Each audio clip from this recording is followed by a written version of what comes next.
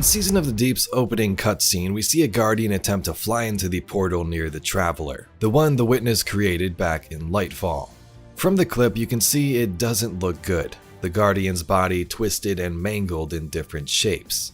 The cool part is we actually know who this Guardian is, their backstory, and what they experienced as they tried to enter this portal, and it's pretty terrifying. This Guardian is called Joxer.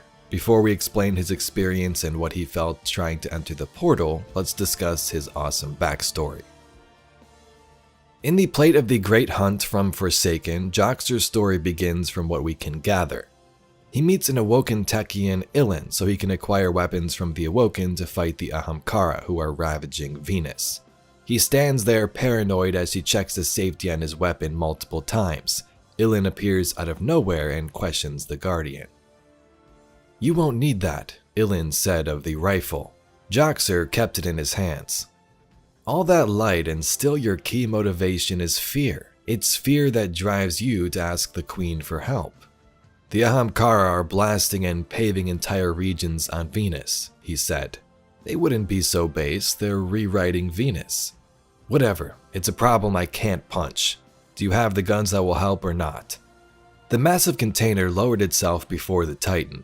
Ilin lifted the lid and pale cosmic light from within reflected off Joxer's eyes. Long rifles, close quarters weapons, silent killers in the night. All yours to borrow. You must return these when your hunt is complete. "Why?" Joxer frowned. "Those are the conditions of her bargain. Take it or leave it." "Her? The Queen?" Ilin didn't respond. Joxer took the entire container on his back. A time later, Joxer was working as a guard with another Guardian, protecting a train full of crucible weapon shipments belonging to Tex Mechanica. Drifter sneaks into the train, kills some redjacks, and wanted the weapons for himself. "Listen, brothers, I'm doing all this for a reason. Gambit's for a reason. You think I like going out there with you every day? You're all psychos." "No, I don't like it, but I do it because there's a good reason." He pulled a mote of dark out of his pocket. It glowed coldly. "Think about how many motes of light you've collected over your lifetime. A lot, right?" "I miss my mythoclast," Joxer said. Drifter could hear the frown in his voice. "Yeah, you had a mythoclast? And still the Cabal took the tower. The light failed you, failed me too." Drifter held the mote of dark up to them. "This, though, it's something special. I made 'em, and you've seen the things you can do when you find even a handful of them. Think long and hard about it." Drifter slung the launcher back on his shoulder and turned to leave without looking back. "Stick with me long enough, and I'll show you what the dark can really do." This would begin Joxer's Gambit arc. They covered up that event there on the train. Drifter took the weapons to give out to people who play Gambit, and sometime later, Drifter would even invite Joxer to the Derelict, wanting him for a new mission. Joxer questioned this at first, but Drifter wanted him to test his new pride and joy called Gambit Prime. Joxer and 3 other Guardians would enter the field, and things were looking great at first. They were draining the other team's motes, and the new Gambit Prime armor seemed to work. But when the Primeval was summoned, things went south quickly. The other 3 Guardians were killed permanently, their ghosts crushed by the forces of the Taken. Joxer barely made it out himself. The Reckoning narrative preview tells us this story, and after that match, Joxer met with the Drifter and went off on him. He said, "How could you do this? You said this was just a test, yet these Guardians are dying." And the Drifter replied, "Where do you think you are? The Crucible? Gambit Prime is for keeps, test or no." Drifter paid Joxer to keep him quiet, and he left with the Gambit Prime armor, told not to say a word to the Vanguard. What did Joxer do? He switched sides and actually joined the Vanguard, realizing the Drifter was wrong, horrified by his actions. In the Wither Horde lore, the pyramid ships begin to arrive in Season of the Arrivals. Joxer goes to meet with the Drifter on friendly terms one last time to warn him that maybe banking motes of darkness with the literal force of darkness on your doorstep was a bad idea. The Titan shakes his head in exasperation. "Some people say those pyramids damn near wiped us out once. Nobody knows for sure, but if they do end up hostile, it's going to get heavy in a hurry, and you don't want to be the guy standing in the middle holding a bag of dark motes. And what the hell business is it of yours where I'm standing? The drifter asks as he plants his boots on the deck. He rises to his feet, the grenade launcher dangling from his hand. Unless I'm standing in your way. Joxer puts his hands up in mock surrender. You know what? I came here because I'm trying to change, making amends after what happened at Gambit Prime. I had to get right. And part of that is giving you some friendly advice to lay low for a while. He glances down at the dark motes. But if you don't want to hear reason, that's on you. Joxer trundles his way to the back of the ship. As the airlock hisses open, Drifter calls out, "That's real nice armor, Joxer. Don't forget where you got it." Fast forward to this season, Joxer was one of the brave souls who attempted to follow the witness through the portal and dies. In the Akashic Revelation card, we see this unfold and how the Guardian sees flashes of his previous life before he dies. His name was Eric. He had children and was nervous about the arrival of the Traveler in the Ares 1 mission. Rosy light bathes the cockpit of a hawk moving at cruising speed high above the Earth. Up ahead, the Traveler hangs motionless against the blackness of space, a triangular gateway of iridescent light bleeding from its shell. It was one thing volunteering for this mission, but sitting now on the precipice of the unknown, the Titan Joxer holds Dowd close to his chest. This isn't any different from the Ahamkara hunts, his ghost reassures. Reckless, hasty, and dangerous. Joxer glances over at his ghost and smiles, already feeling better. Two Cabal escorts on either side of Joxer's hawk stall their engines, letting the hawk proceed forward toward the Traveler. They say something over the comms in Ularenth. The translation roughly means, "Beyond the known is the terror of the universe," his ghost offers.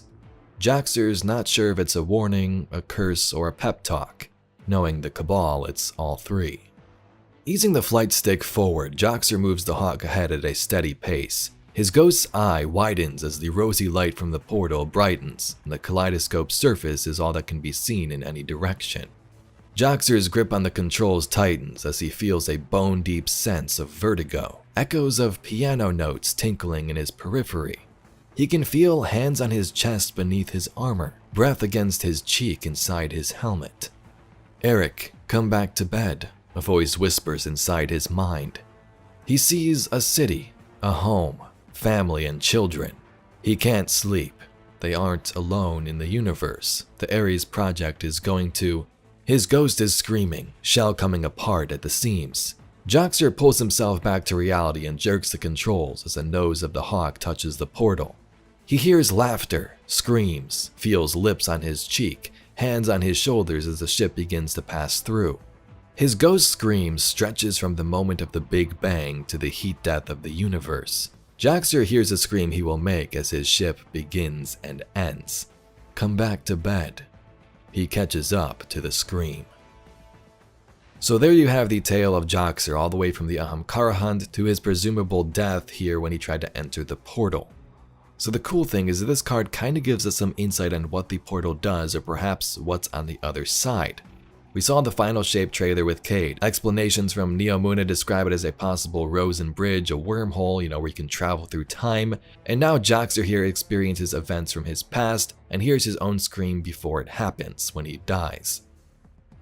Some Guardians go their whole Guardian life trying to research their past. Anna Bray wanted to know what happened before with Clovis Bray, Rasputin, and all of that, which led her on that witch hunt there on Mars. This Guardian wasn't searching for it, but it found him in this moment of death. His name was Eric. He lived in the city, had a home, family, and children, and this seemed to be the point in time where the Ares 1 project was going to Mars to first encounter the Traveler. The effects of this portal allows Joxer to feel this, feel his wife touching his shoulders, his face, and then it's interesting there with that line, "come back to bed" at the end.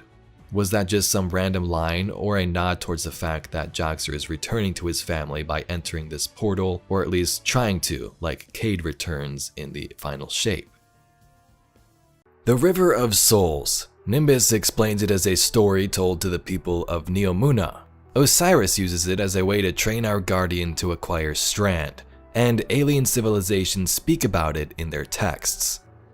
The river flows through all things. You cannot change the flow because you are the flow. Was this river just a metaphor, or did it actually exist? Let's discuss. During Lightfall's campaign, upon arriving to Neomuna, we are introduced to Strand. We walk up through these skyscrapers and discover this strange green substance with threads that seem to poke through reality itself. We quickly learn that it can be wielded, but after various attempts, our guardian would always get overwhelmed, unable to harness its true potential. Osiris, I'm detecting an anomaly on my sensors. We'll check it out while the coast is clear.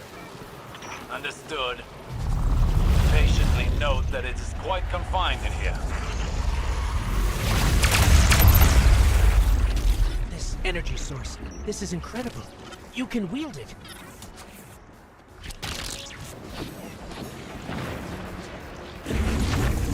Your body can't handle this much power. Your vital signs are in the red. We would come to know this power as Strand, a direct opposite of the Stasis Darkness subclass we got a couple of years prior. Strand was still darkness like Stasis, but was completely different. Stasis was all about control, controlling the power of the darkness, while Strand was the other side of the coin. Relinquish your control, only then will you be able to fully master its power. As I understand it now, it is the elemental manifestation of psychic connection. All minds are connected in a web of consciousness, which we can now see and feel. To wield Strand is to pull on the hidden connecting threads and to use them to create, manipulate, and unravel.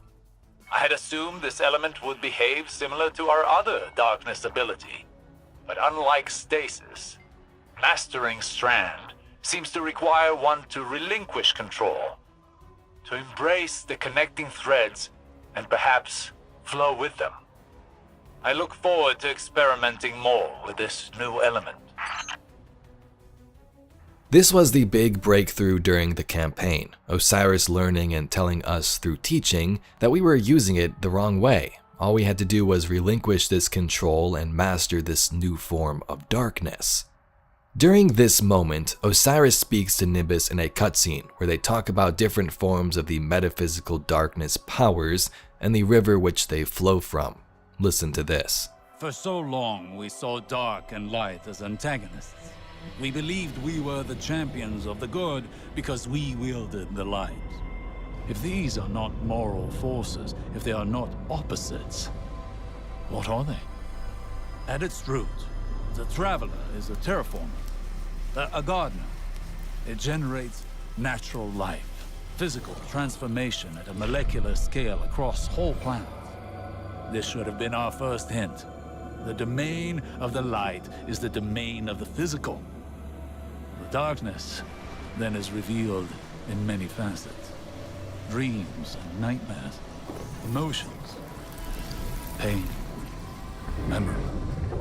The nature of Strand confirms this line of thinking. Darkness is something entirely apart from light. A paracausal union, conjoining intangible conscious realities, discursively linking to... You're talking about the River of Souls. River? Yeah, it's a story we tell kids on Neptune. A nursery rhyme. Sort of. Since before history, there's been this raging river. In the story, some try to divert the river, others try to build a dam, but nothing stops it. Lots of people have believed that we either sink in the water or learn to swim. Don't we? See, that's the real wild part. We are the river. And empowered by it, it would seem.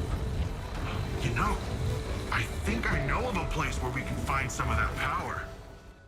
So each form of darkness we've come across all deal with the metaphysical or mental side of things. It's not physical like the light.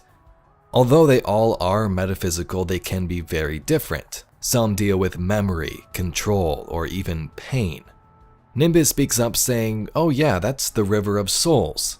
A metaphorical river that existed before time. Some would try to change the flow of the river, but you can't. You can only flow with it. You don't swim or sink because you are the river." From Strand Log 3, Osiris speaks. I've been conducting research among the local population, specifically regarding the children's story Nimbus told us regarding the River of Souls. I had a suspicion that there might have been other versions, or versions with better recorded provenance. Willingness to participate in this research has been mixed, as have the results. It seems to be an endemic concept rather than a religious belief, and no one has been able to say where it comes from, save that a parent or teacher told it to them at some point. Some respondents have mentioned a river of stars, perhaps the Milky Way galaxy, and some have cited wind streams and weather formations, but the majority of respondents adhere to the River of Souls construct. All things come from the river, and all return to it. The river may split and meet again. Other things may fall into it and change its course, but nevertheless it continues. In time, even mountains are worn down before it. Naturally, it is easiest to view this as an allegory for control of life. In the end, rivers are impossible to control. A person may swim or boat, but never take hold on the river to steer the course of the water itself. And it is impossible not to see the relationship to Strand, which slips away the moment a person tries to grasp too tightly. I wonder about Strand, about its appearance. We can see the origins of the stasis power on Europa, and the concept of a cosmic ice to oppose stellar fire fits very neatly in a certain sort of paradigm. Even that idea of stillness and control suits freezing. A slowness of atoms, whether or not it is in truth a power of ice. There is certain weight to the perception of an element. If Strand had been shaped through the lens of Neomuna, surely it should have been some cosmic water instead, something that flows and gives way only to rise again. There are certainly combat styles to support this in old records. But this power that has never been used in this way came to one guardian first, and I conjecture that they may have unconsciously given it form. I wish I had seen it. What would connection have appeared as? Now, of course, we know the shape of this power. It is green. It weaves itself in strings. As other guardians begin to learn it, they too slot into these positions in their minds. Whatever advances they come to are already framed verdant and tangling. All the same, I could not help but wonder about the nascent, formless thing it was before we reached out to it, and it reached back. From the card Weaving. Osiris contemplates the universe. Strand curls between his fingers, a gentle presence, shape-shifting but not changing. A helix, a careful knot, like those that used to be artwork, a braid. Always strands, always a structure that creates strength from fragility. He is so aware of the beat of his heart, in ways he never used to be. It shudders in his chest, aching but resolute. He knows where the closest people are, the Guardian. Obvious, within eyesight and hovering fretfully just in case Osiris slips. Nimbus, further away but tangible, probably surveying the city outside. And there's a puka he can't quite see somewhere behind him, making eddies in the flow of Strand as if it can dive into and out of it just as well as water or air. It would be so easy to close his hand, to take hold of that which he touches. He does not. He thinks about it, lets his fingers curl softly, holds there as the humbling chords of the world's loom shiver around him. Existence flows. It is not a stagnant thing, one snapshot in time. In these connections, there is always motion, and all things are swept away in time, good and bad. No wonder Strand unravels when it is given half a chance to do so. As far as it is concerned, if it has any sentience at all, everything is simply part of the river, a momentary curve or splash. Osiris has known the vastness of the infinite forest and the great span of their solar system, and it is only here, with a tiny nascent spiral of cosmic weft in his hand, that he feels small. And yet, he knows also that he is not alone. 100 steady threads weave together, pulling this way and that, flowing and twisting and always part of the greater whole. He should be taking notes, expanding the Vanguard's understanding of darkness. simplifying the steps of learning Strand for Guardians new to paracausality, but for a moment, Osiris is at peace. So this river was told to the people of Neomuna and throughout the Cloud Arc that it's a river where everything exists. Life starts here, life returns here after death. The river can break off and make new paths, but it still is a constant stream, never ending. As far as we know, this was just a metaphor, but it makes sense when thinking about Strand flowing with the river. When we think about controlling something powerful, it's easy to assume it takes strength.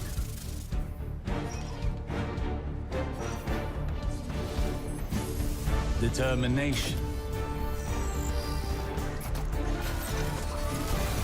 A force of will.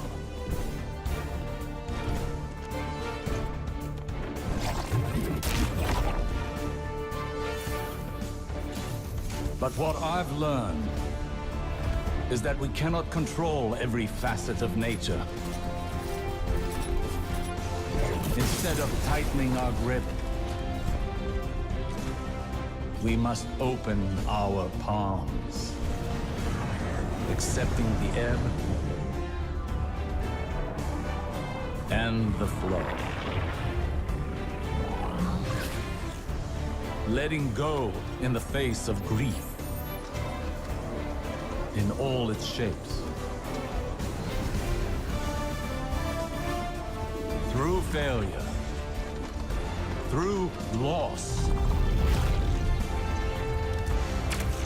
we can overcome the impossible.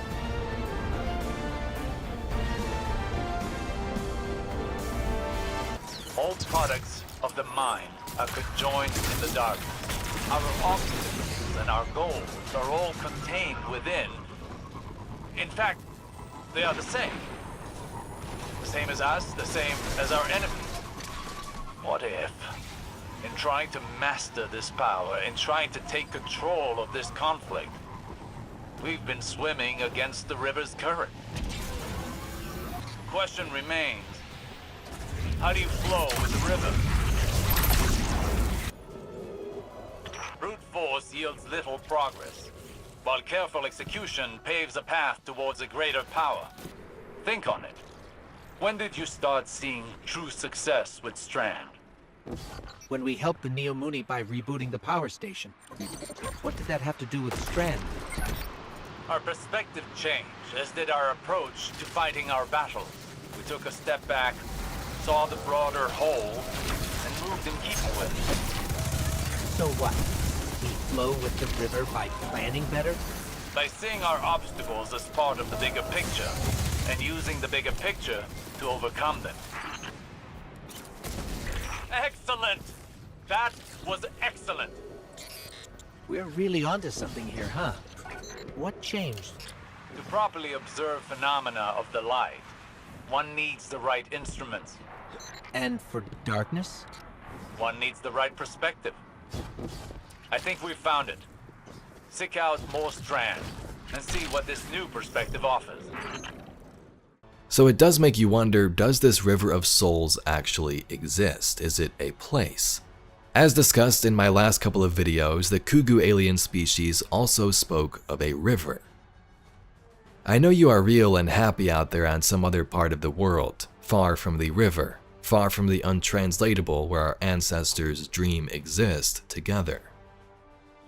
Kugu were a race that used darkness peacefully as far as we know and speak of this river.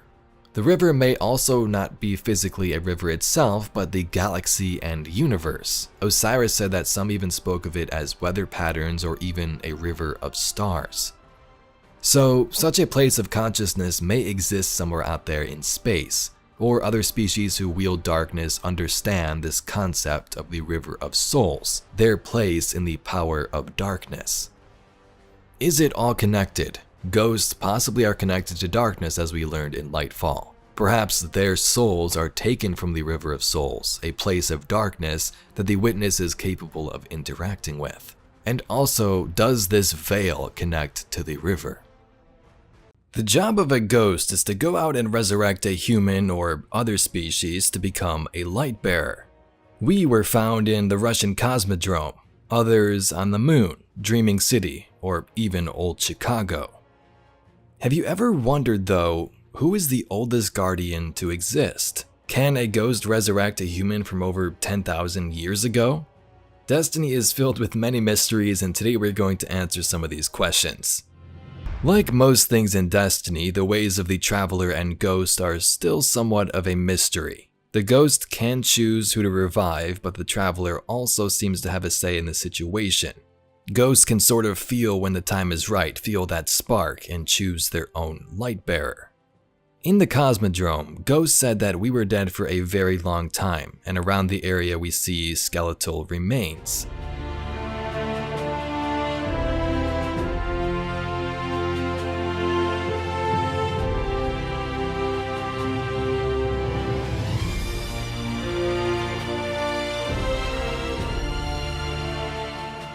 So, what state does a body need to be in to be revived as a guardian? While we don't have an exact answer to this, evidence points to that first initial resurrection. It would seem some part of the body would have to be there. A pile of bones, ash, maybe an actual body like Aldrin Sov. In Crucible and other cases, our body gets, destroyed and decomposed sometimes, and the ghost still brings us back. So it would seem it would link back to that first resurrection, and it's still kind of fuzzy. From Ghost Fragment Cabal, we get evidence that a ghost needs to see at least something or some part of the body to resurrect their guardian for the first time. I thought Mars would be the place to find a guardian. The sand preserves everything well, and Clovis Bray had been famous for attracting talent. The brave, the brilliant, the footloose, those restless on Earth and itching for fame. I stowed away aboard a Mars scout ship hoping. No luck. The sand ate everything. Clothes from skin, skin from bone. It was as if there were never any people here at all. I have been through every broken window in every building. Nothing. That is, no guardian material and no ride back to Earth. The scout was long gone. Further in Ghost Fragment Cabal 4, we see that once a guardian has been resurrected for that first time, the ghost doesn't really need material to bring them back again. A Cabal message says, Guardians can be rebuilt even after total disintegrative trauma. This capability is provided by a small autonomous drone unit called a Dead Person. Trans unclear. The Dead Person conceals itself during combat. It is not a viable target for direct fire. So the Cabal messes up the name there, that's supposed to be the ghost as you assume, and it says they can even rebuild the Guardian even if their body was disintegrated. Some entries from Witch Queen in the Hidden Dossier book will make you question revival even further. A super old human from the prehistoric times was resurrected in a mass grave. In this entry, the Guardian speaks to Ikora Rey. Dear Ikora Rey, I am a low-power Guardian, very big fanatic of your work as Warlock Caravan Guard. Excuse any male propisms as I was raised without knowledge of modern language or devices due to some deficient and other ways agreeable host. Archaeologists tell me I am female Quidan, recovered from strata of Mesolithic battle site at Jebel Shahaba in Egypt, and I may be up to 13,000 years old. Perhaps this has caused great strain in process of my resurrection. Original birth is not called a surrection. Death is not called a desurrection, so I do not know much modern language or possess good weapon instincts. Sometimes think ghosts left me old-fashioned on purpose due to too much love of anthropological science.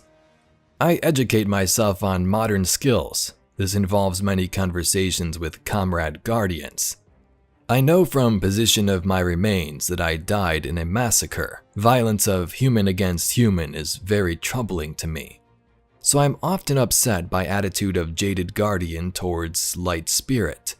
Many guardians read unveiling scriptures and discuss perspective of enemy darkness. Many guardians prefer chatty darkness to silent, unspeaking light. Now we have stasis, very cool.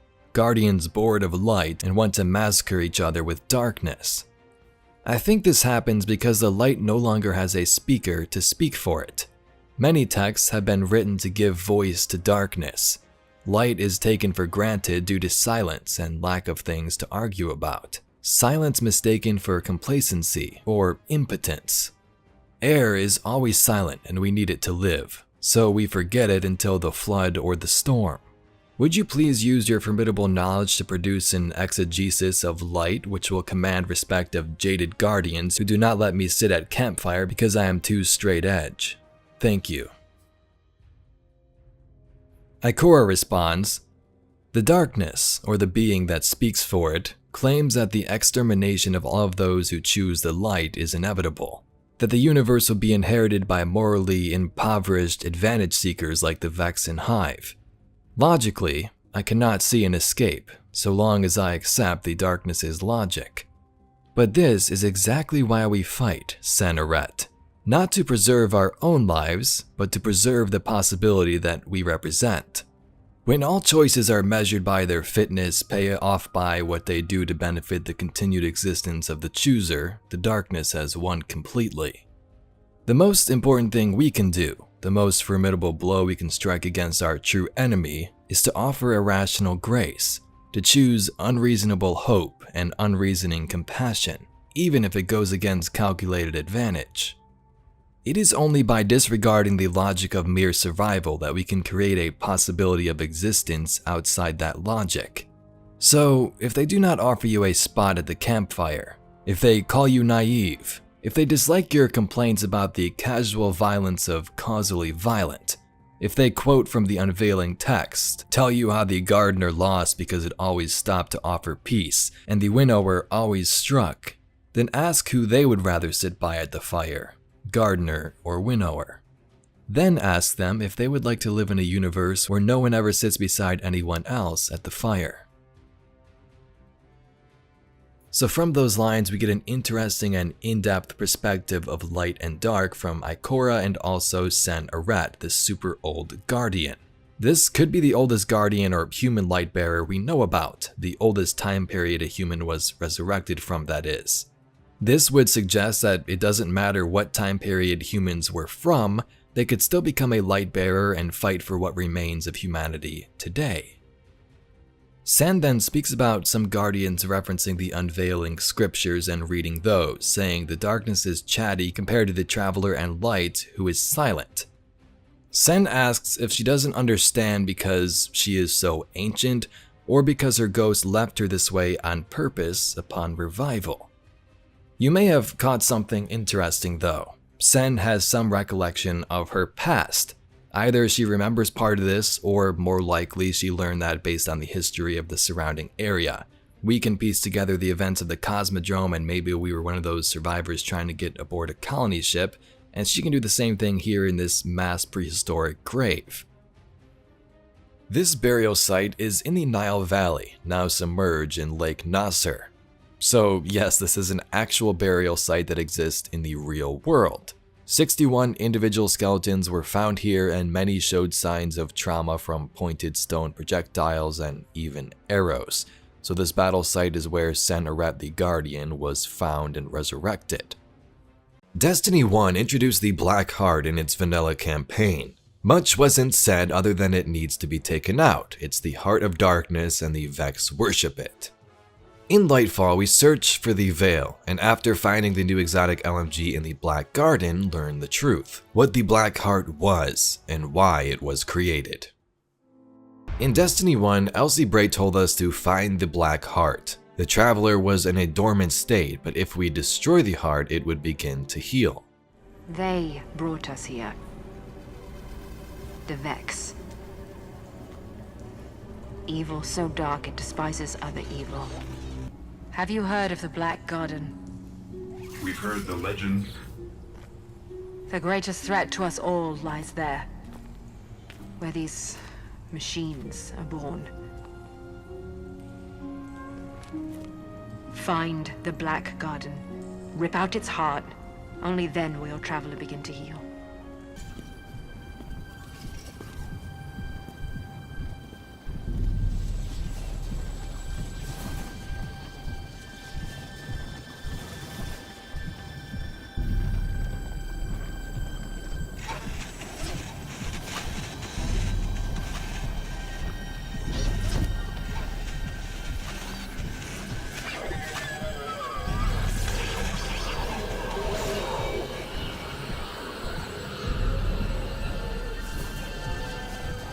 So, think you can kill a god? Don't think I have a choice.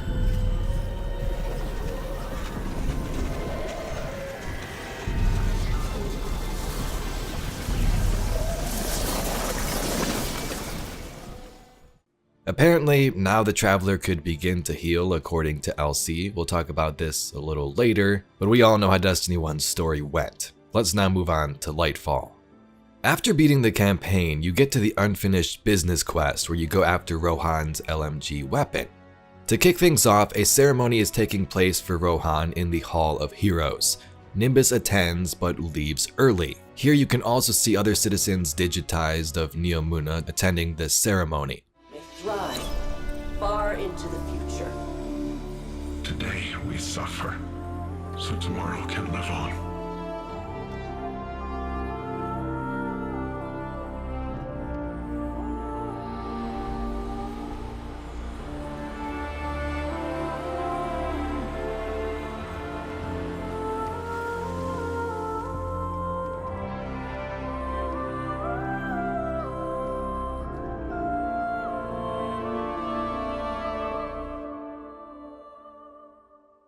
Oh, hey, Guardian. Induction ceremony wrap up all right? The citizens did a good job improvising. Traditionally, both Cloud Striders are there for the final handoff, but Rohan wasn't here, so... And if he were, he wouldn't be moaning about the past. He'd be too busy cracking open the veil, jumping through the portal, and knocking the witness back on its multiple asses. You know, the Vex were working on a copycat veil. Oh yeah, Rohan stumbled on it in the Nexus, years ago. It was half finished then, but he was convinced that the Vex had the goods on the original. Goods we'd need one day. Just think! We wrestle the Veil's secrets out of the Vex and we're one step closer to kicking down the Witness's door. But first, we gotta track down Rohan's notes. So, what do you say? Help me follow in the big guy's footsteps? Rohan had notes that the Vex tried to make a copycat of the Veil in the past, so we begin by tracking down those lost notes. Hey, friends! Any updates? I got Osiris to help with the decoding and... to tell you the truth, he's getting on my nerves. Keeps asking how I'm doing, giving me these weird looks like... I don't even know what. You won't have to endure it much longer. We just got a lock on the last data packet. It's... Looks like it's inside a conflux. Okay, Nimbus, the last packet is on its... Wait, what's this pattern? Is this part of Rohan's notes? What's it look like? An hourglass. And the notes mostly talked about a garden, so... Not sure I get the connection. Not yet, anyway. Let's regroup. We'll have the last packet decoded by the time you get here. Nimbus and Osiris speak about how the Black Heart was the same thing as the Veil. The Vex were trying to recreate the Veil and the Black Heart was the outcome. Too risky. Since when were you scared of a little risk? The Black Garden does not contain a little risk. As for the second Veil, to the Vex of the Soul Divisive, it was the Black Heart. Who cares what it's called? It's our chance to follow the witness. Except it was destroyed years ago. Nimbus, I understand how greed can make one behave recklessly. But you can't... Cloud Striders don't grieve. Death is just part of the flow.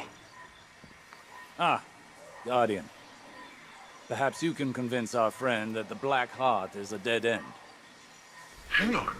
If that heart thing was the same thing as the Veil, then its blueprint can be our guide to the real thing. Come on, all we gotta do is follow Rohan's instructions.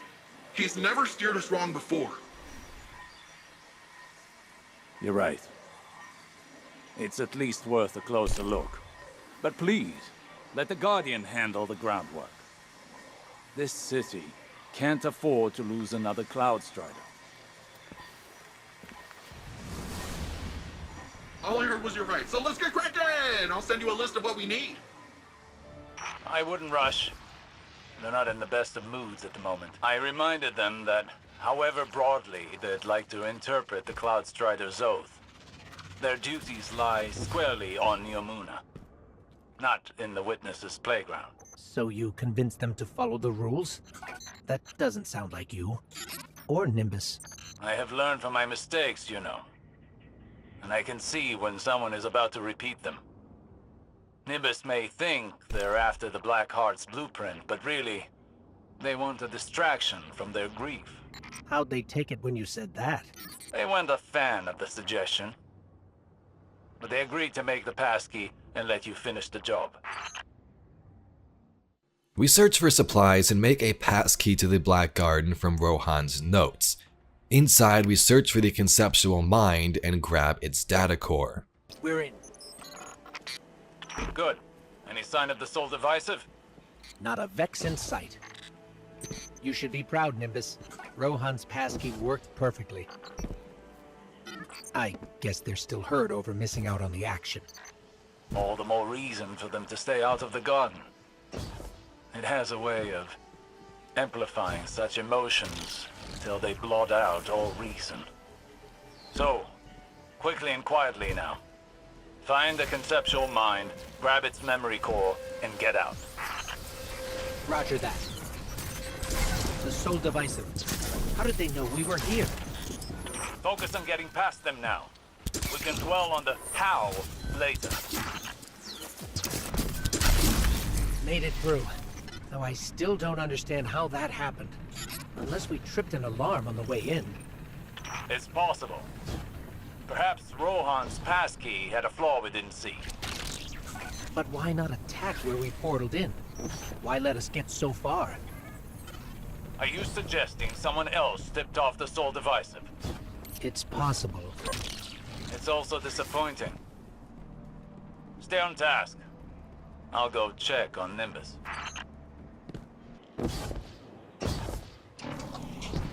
Looks like someone beat us to the next security measure. Sorry, friends. I couldn't sit this one out. I owe this to Rohan.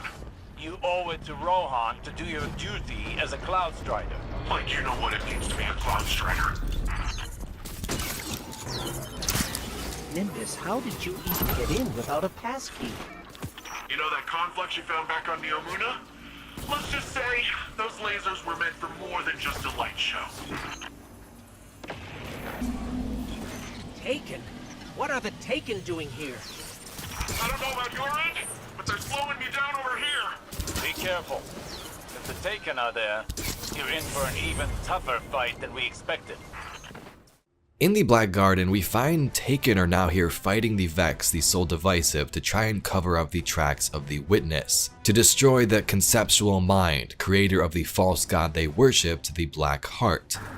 I suspect the Taken have been sent to do what the Soul Divisive refused to cover the Witness's tracks. Completely. They're here for the conceptual mind. Nimbus, wait! No time to lose. Last one to the conceptual mind is a disappointment to Rohan's legacy. As if they needed more cause to act rashly. Guardian, you have to catch up with them before it's too late. Nimbus, I know you feel you have to do this for Rohan's sake, but Rohan is dead. I can't do anything for him anymore, except to live up to what he taught me. A Cloud Strider does whatever it takes to keep Neomuna safe. We don't hesitate in the face of danger. We don't let pain stop us. We let it remind us that... you're still breathing, still fighting. Yes, I know. You shouldn't let pain stop you. But you can't let it propel you either. Trust me, that path only leads to more pain. I found this. It's Cloud Strider tech, all right. Rohan probably ran right past this spot when he... Looking at this, all I can think of is how Rohan didn't need weapons or fancy mods.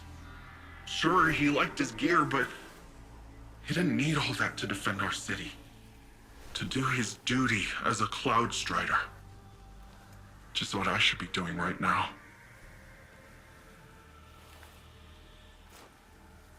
You take it. Use it to get the blueprint. Meet me back in Neomuna when you're done, okay?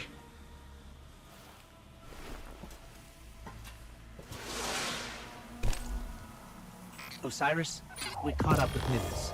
They're on their way back to Neomuna. You convinced them. Well done, Guardian. Must be your way with words. But you'll need more than that if you're to reach the conceptual mind before the Taken. Don't forget what you're here for. The Taken are pulling ahead. Time to really let loose, Guardian. We can't let them destroy the conceptual mind. At least not until we get its memory core. There's the conceptual mind, and its failed creation. Or its god. Huh. I never really thought about that before. What kind of beings create their own god? And it's not even an original. Happens more than you think. Something to ponder after the memory core is safely in hand. Right. Focus up, Guardian.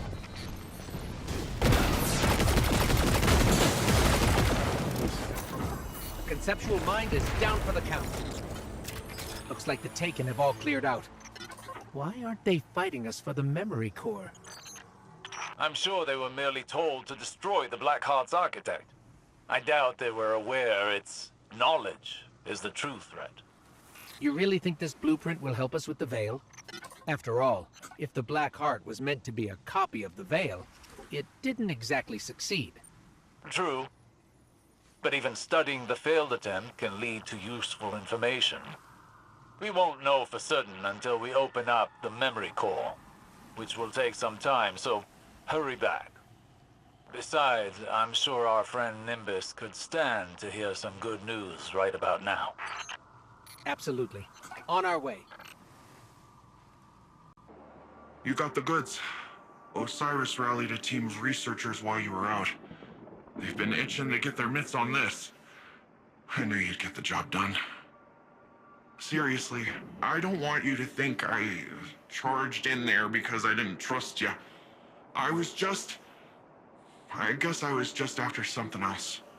Something you can't find in the Black Garden. Or anywhere else.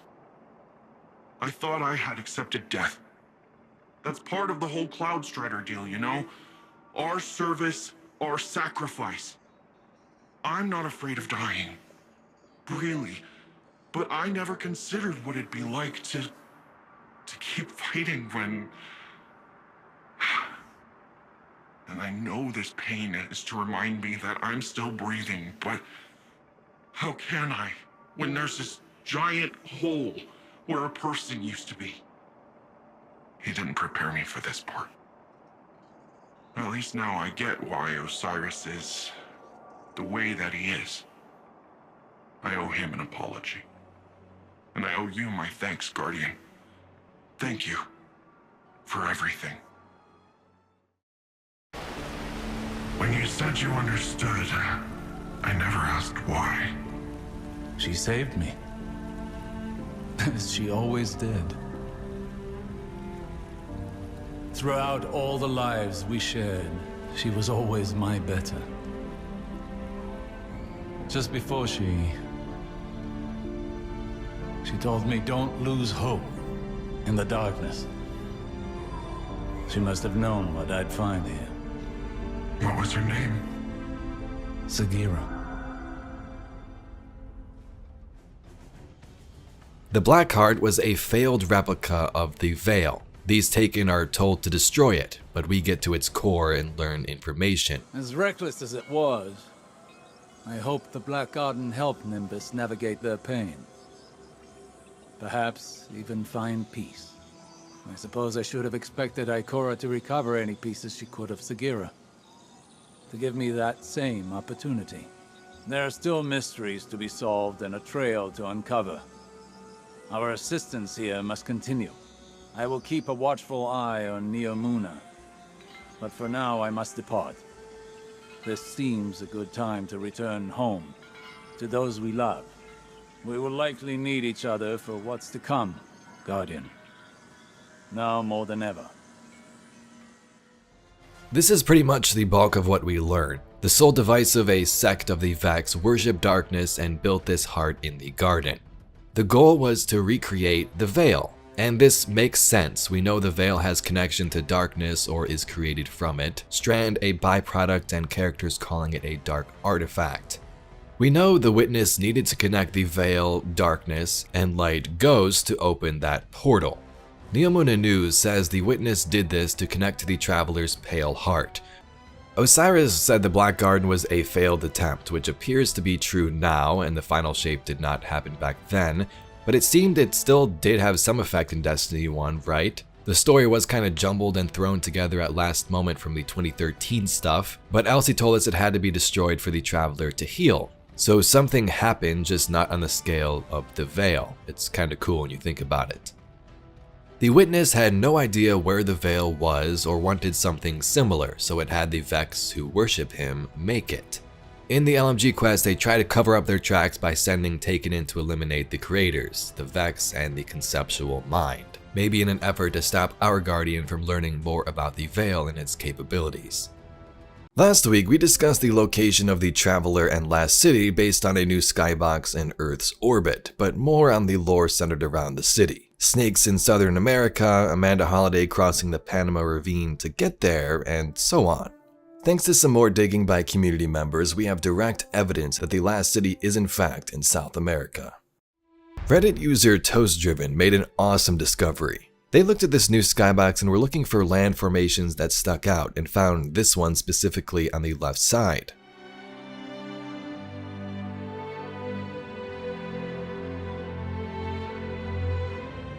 They then would scour Google Maps to find a landmass that resembles this, any mountain structure or giant hill that popped out on Earth's surface. And what did they find? A landmass that looks similar near San Juan, Argentina. At first, this may look a little confusing, but you gotta rotate the images as the map here is upside down.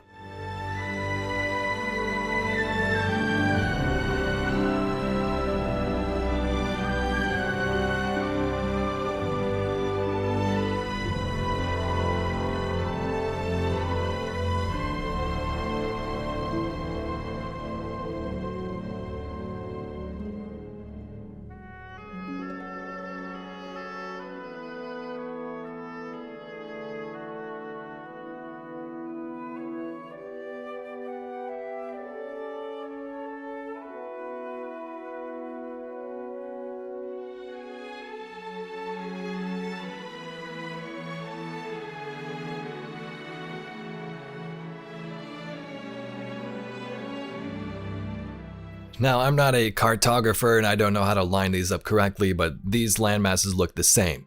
You can see where the map cuts off in the Google Maps images. You know, there's still space here and the Traveler's to the right. So some people think the Traveler would be in the water, but we have some reasons to discuss later.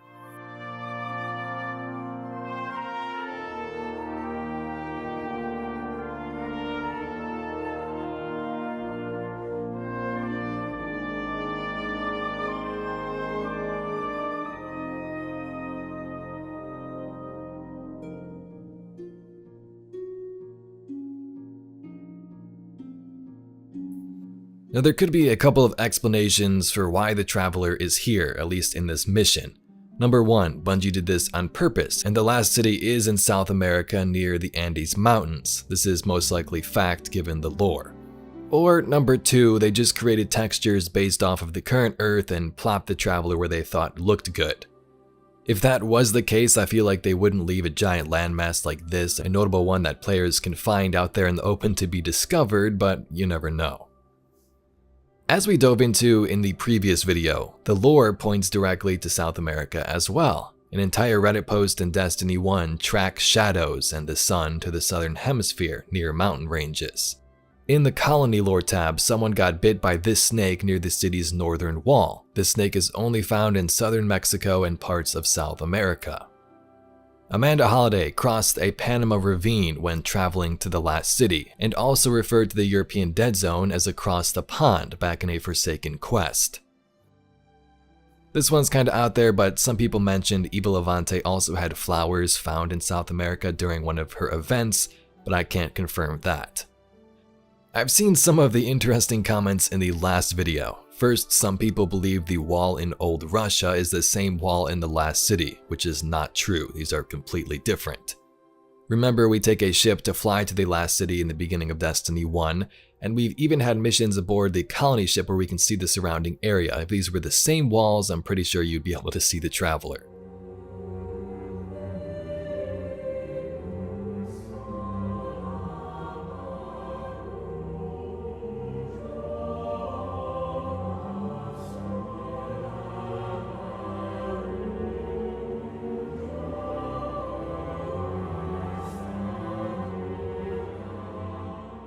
Next, some thought at the beginning of Destiny 2, we walk to the European Dead Zone after losing our light. Also false. We venture into the wilds near the Twilight Gap and so on, seeing the Traveler in the distance, and then we find Hawthorne, who helps us up, and then we fly with her to the European Dead Zone and the farm. And that's our cue. Time to go, people! But wait, where are you all going? As far away from here as possible.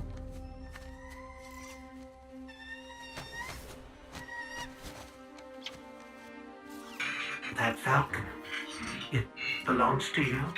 The name's Hawthorne, and this is Lewis. Best pilot we got. What about you?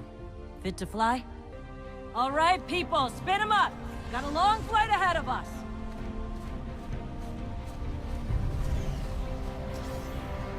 Coming up on the European Dead Zone. Gonna be our new home for a while. Look, do you recognize it? That's where we're supposed to go. That thing?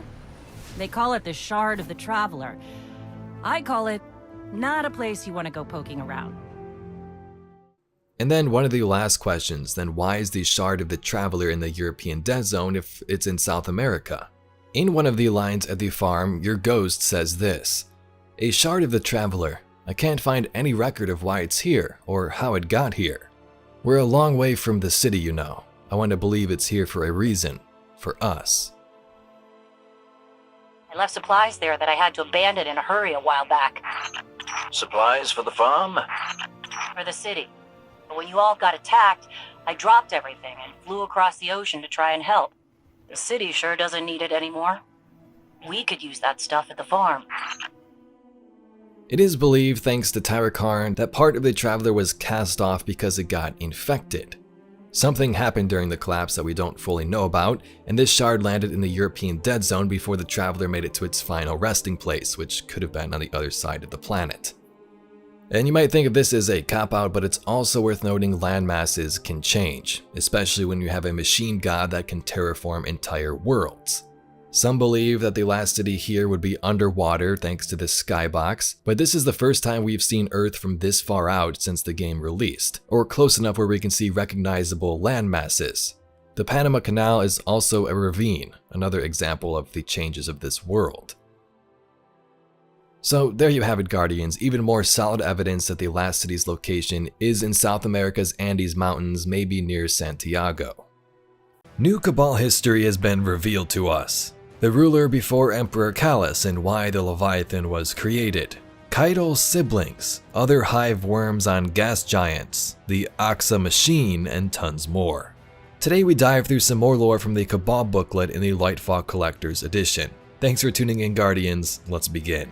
Today's video focuses on the Cabal booklet from the Lightfall Collector's Edition. I'll have two other videos up on the channel. The Osiris one is already up and the Stranger one is coming soon. Check the description for those links if you like to watch those. We've known the history of the Cabal and its empire from the Red War days, but this booklet goes further in depth and gives us some more facts that we never knew about. In this first entry, we see Callus speaking to his second wife, not Cayde's mother. Cayde watches this and Callus releases her children, decides not to take them in. Cayde is 3 years old. Nearby, the woman bellows in his chambers. She says he has not kept his political promises to the expatriate families that approved their match. He is so wounded, he says. Doesn't his luscious body delight her? Doesn't the right to fill his pouches with her young bring her joy? She says she is not sexist, and this is not the era of lead. She worries about policy and external security, not his lusciousness. He complains that she does not make him happy. She says there is more to life than happiness. He disagrees. She calls him weak. He calls her a curse and a killer. She roars and strikes him. I gasp into the floor. It is the first time I've ever heard my father in pain. The guards are very still. Then there is a terrible sound. I am too young to understand it as the sound of father opening his brood pouches. I do not want them anymore, my father the Emperor says, quite softly. If you cannot love me, then how could they? You can find another male with open pouches, some barracks beau. But be sure I never know him. I will not have my blows. The large tusked woman screams in rage. She stampedes out past the guards, past me. Her hands are full of little things. So 1, that's kind of disgusting, and 2, we learn how these Cabal grow up. The males are the ones who raise them, and Cayde watches on as her father and her stepmother have a fight, and Callus releases her children, says, take them somewhere else, I'm not going to raise them. You don't love me, so I will not love them. Throughout the Cabal booklet, there's many descriptions of Cabal and how their bodies work. This is one of those examples. Our next story is when Umoon and Cayde speak. Cayde learns about the Oxa machine and her name Cayde, how Callus named her after a star. Umoon explains her name in Arath. Cayde is 35. She returns to her palace after her first deployment. Callus throws a celebration party for Cayde's return with fruit, fireworks, and a massive gathering. Cayde leaves the party for a moment and drinks in the ballroom. Umoon approaches. Your name is a prayer for war, the Evocid general says. I snap to attention. She laughs at me and offers a small harpoon of canapes in a cocktail with middling-sized shrub. I decline, and she tisks. You should enjoy yourself. It is your party, although we both know it is his party. My father named me for a star, I say. Nothing to do with war. Yes, but the star Cayde was named for a myth. Not an old homeworld myth either. A myth from the age of sails, when we conquered the stars. Surely you know it, assuming that you've been briefed on the Oxa. The Adel Zenitaph and Archive, sometimes OXTA depending on how you construct the acronym. The alien oracle that led us to the graves of Ark. Must be wary now. Oxa is a scion myth, and the scions are a sensitive topic. My father wants to free them from bondage. It claimed to record the story of the galaxy and to prophesize what may yet come. A black box for galactic civilizations, if you prefer it in pilot's terms. The Evocid general nods to the pin on my right pauldron. I am conscious of my shaved down tusks, of the sores left by the fighter's interface. The doomed and the damned left the record of their downfall in the Oxa. Your star got its name from the oldest myths in that archive. And when your mother told your father that story, the star became your name. A prayer that all will go as it must, and the way it must go is struggle. I eat. Not a word in Ulurant or any Cabal tongue, but Cayde means something else. Yes, it may not always go as it needs to go. A good name for a soldier. A strange name for a daughter, I say. Your father chose it for your mother's sake, out of love. I remain at attention. I do not look at her. So she's dead. The Evocid general looks sharply at me. I can tell by the motion of her cocktail shrub in the edge of my vision. He never told you? No. Well, she sounds genuinely shocked. Then it's not my place. Evocid general, a junior pilot should not address her senior officers so directly, but we are in the palace, and I am the Princess Imperial. What does your name mean? She grins, her tusks are huge. My parents were soldiers. Soldiers know mythology too. So there we get some interesting stuff. Umoon speaks to Cayde about the Oxa machine, or the OXTA as some may call it, the Odile Zenitaph and Archive if I said that correctly. Some believe it's a scion myth. Others believe galactic civilizations use this thing. The doomed and the damned left the record of their downfall in the Oxa, where you can comb through these archives and learn what happened in the past history. Cayde asks about her mother, but Umoon says, don't ask me, it's not my place to tell you. And then when she explains what her name means, she says soldiers know mythology too, so Umoon's parents named her after Xivu Arath. Her full name is Umoon Arath, so it seems the Cabal did know about the hive in the past. Soon later at this party, Callus goes crazy. He's just trying to have a good time, be happy, but apparently he can't have that. "Oh, she seems fine to you, does she?" My father's face bulges through the sun-devouring maw of the wooden prototype. The actual warship will dampen gravity with a lamp dust smoothing effect, so that its target star cannot hold itself together against the blast of its own heart. "She meets your approval. Then why, Umoon, do you haunt her? Why do you steal her from me and send her away to die in some crushing chasm of a gas giant, shattered by Sindu missiles, compressed by the depths, by the deep where the worms lurk? Isn't that what you say, Umoon? In the heart of every gas giant there is an abomination waiting to hatch. So why have you convinced my own daughter, my own flesh?" Everyone is absolutely silent, absolutely still. "To go play in the grave womb of the worms, instead of being happy here on the homeworld in Tor Battle, where she could share my joy." I should not speak, but I do. "Father, I had a duty to the people to serve." "Duty? Duty." He hurls the model like an accusation. Moly ducks. Sheotet moves as if he will leap on it and cover it with his body like a bomb. "What you had was a voice whispering in your ear, a poison in your tea, a pot in your blanket, the lie that everything is given value by its suffering and its strife." Everyone cowers before his shout except Umoon and me. I am shocked to find that I do not fear my father. I have known him to murder beasts I love too well, but I am not afraid of him. "This is what matters," he roars at Umoon. "Not your dire legions and their grinding progress. You only exist to allow this party. This is the point. Even the drums have stopped.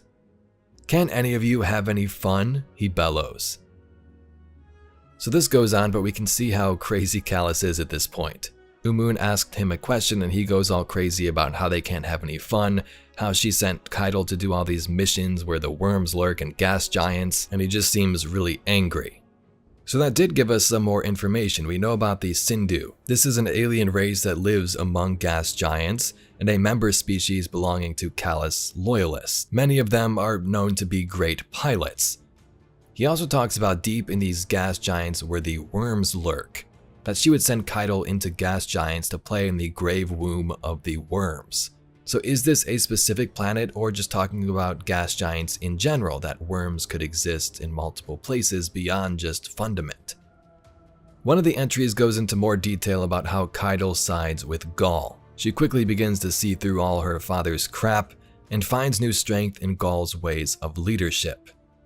Cayde then questions Callus about her mother, the gift mast, and the Ahamkara bone he possessed. "Father," I say, "I want to ask you something." He sips from a goblet, an overturned bell better than 5,000 years old. Of course. "What did you want when you took the throne?" "Want?" He beams at me. "Now you're asking the right questions. Not duty, but want. What I wanted, my star, was to make the world better. For you."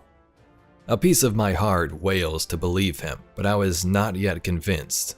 "What did you want for yourself? Other than the chance to conceive you, my star?" "Well," he fishes around the edge of his throne, holds up something knobby and worn down. "Very few Cabal will ever see this. It is the Imperial Trinket, an ancient bone retrieved from the debris around a once radiant black hole.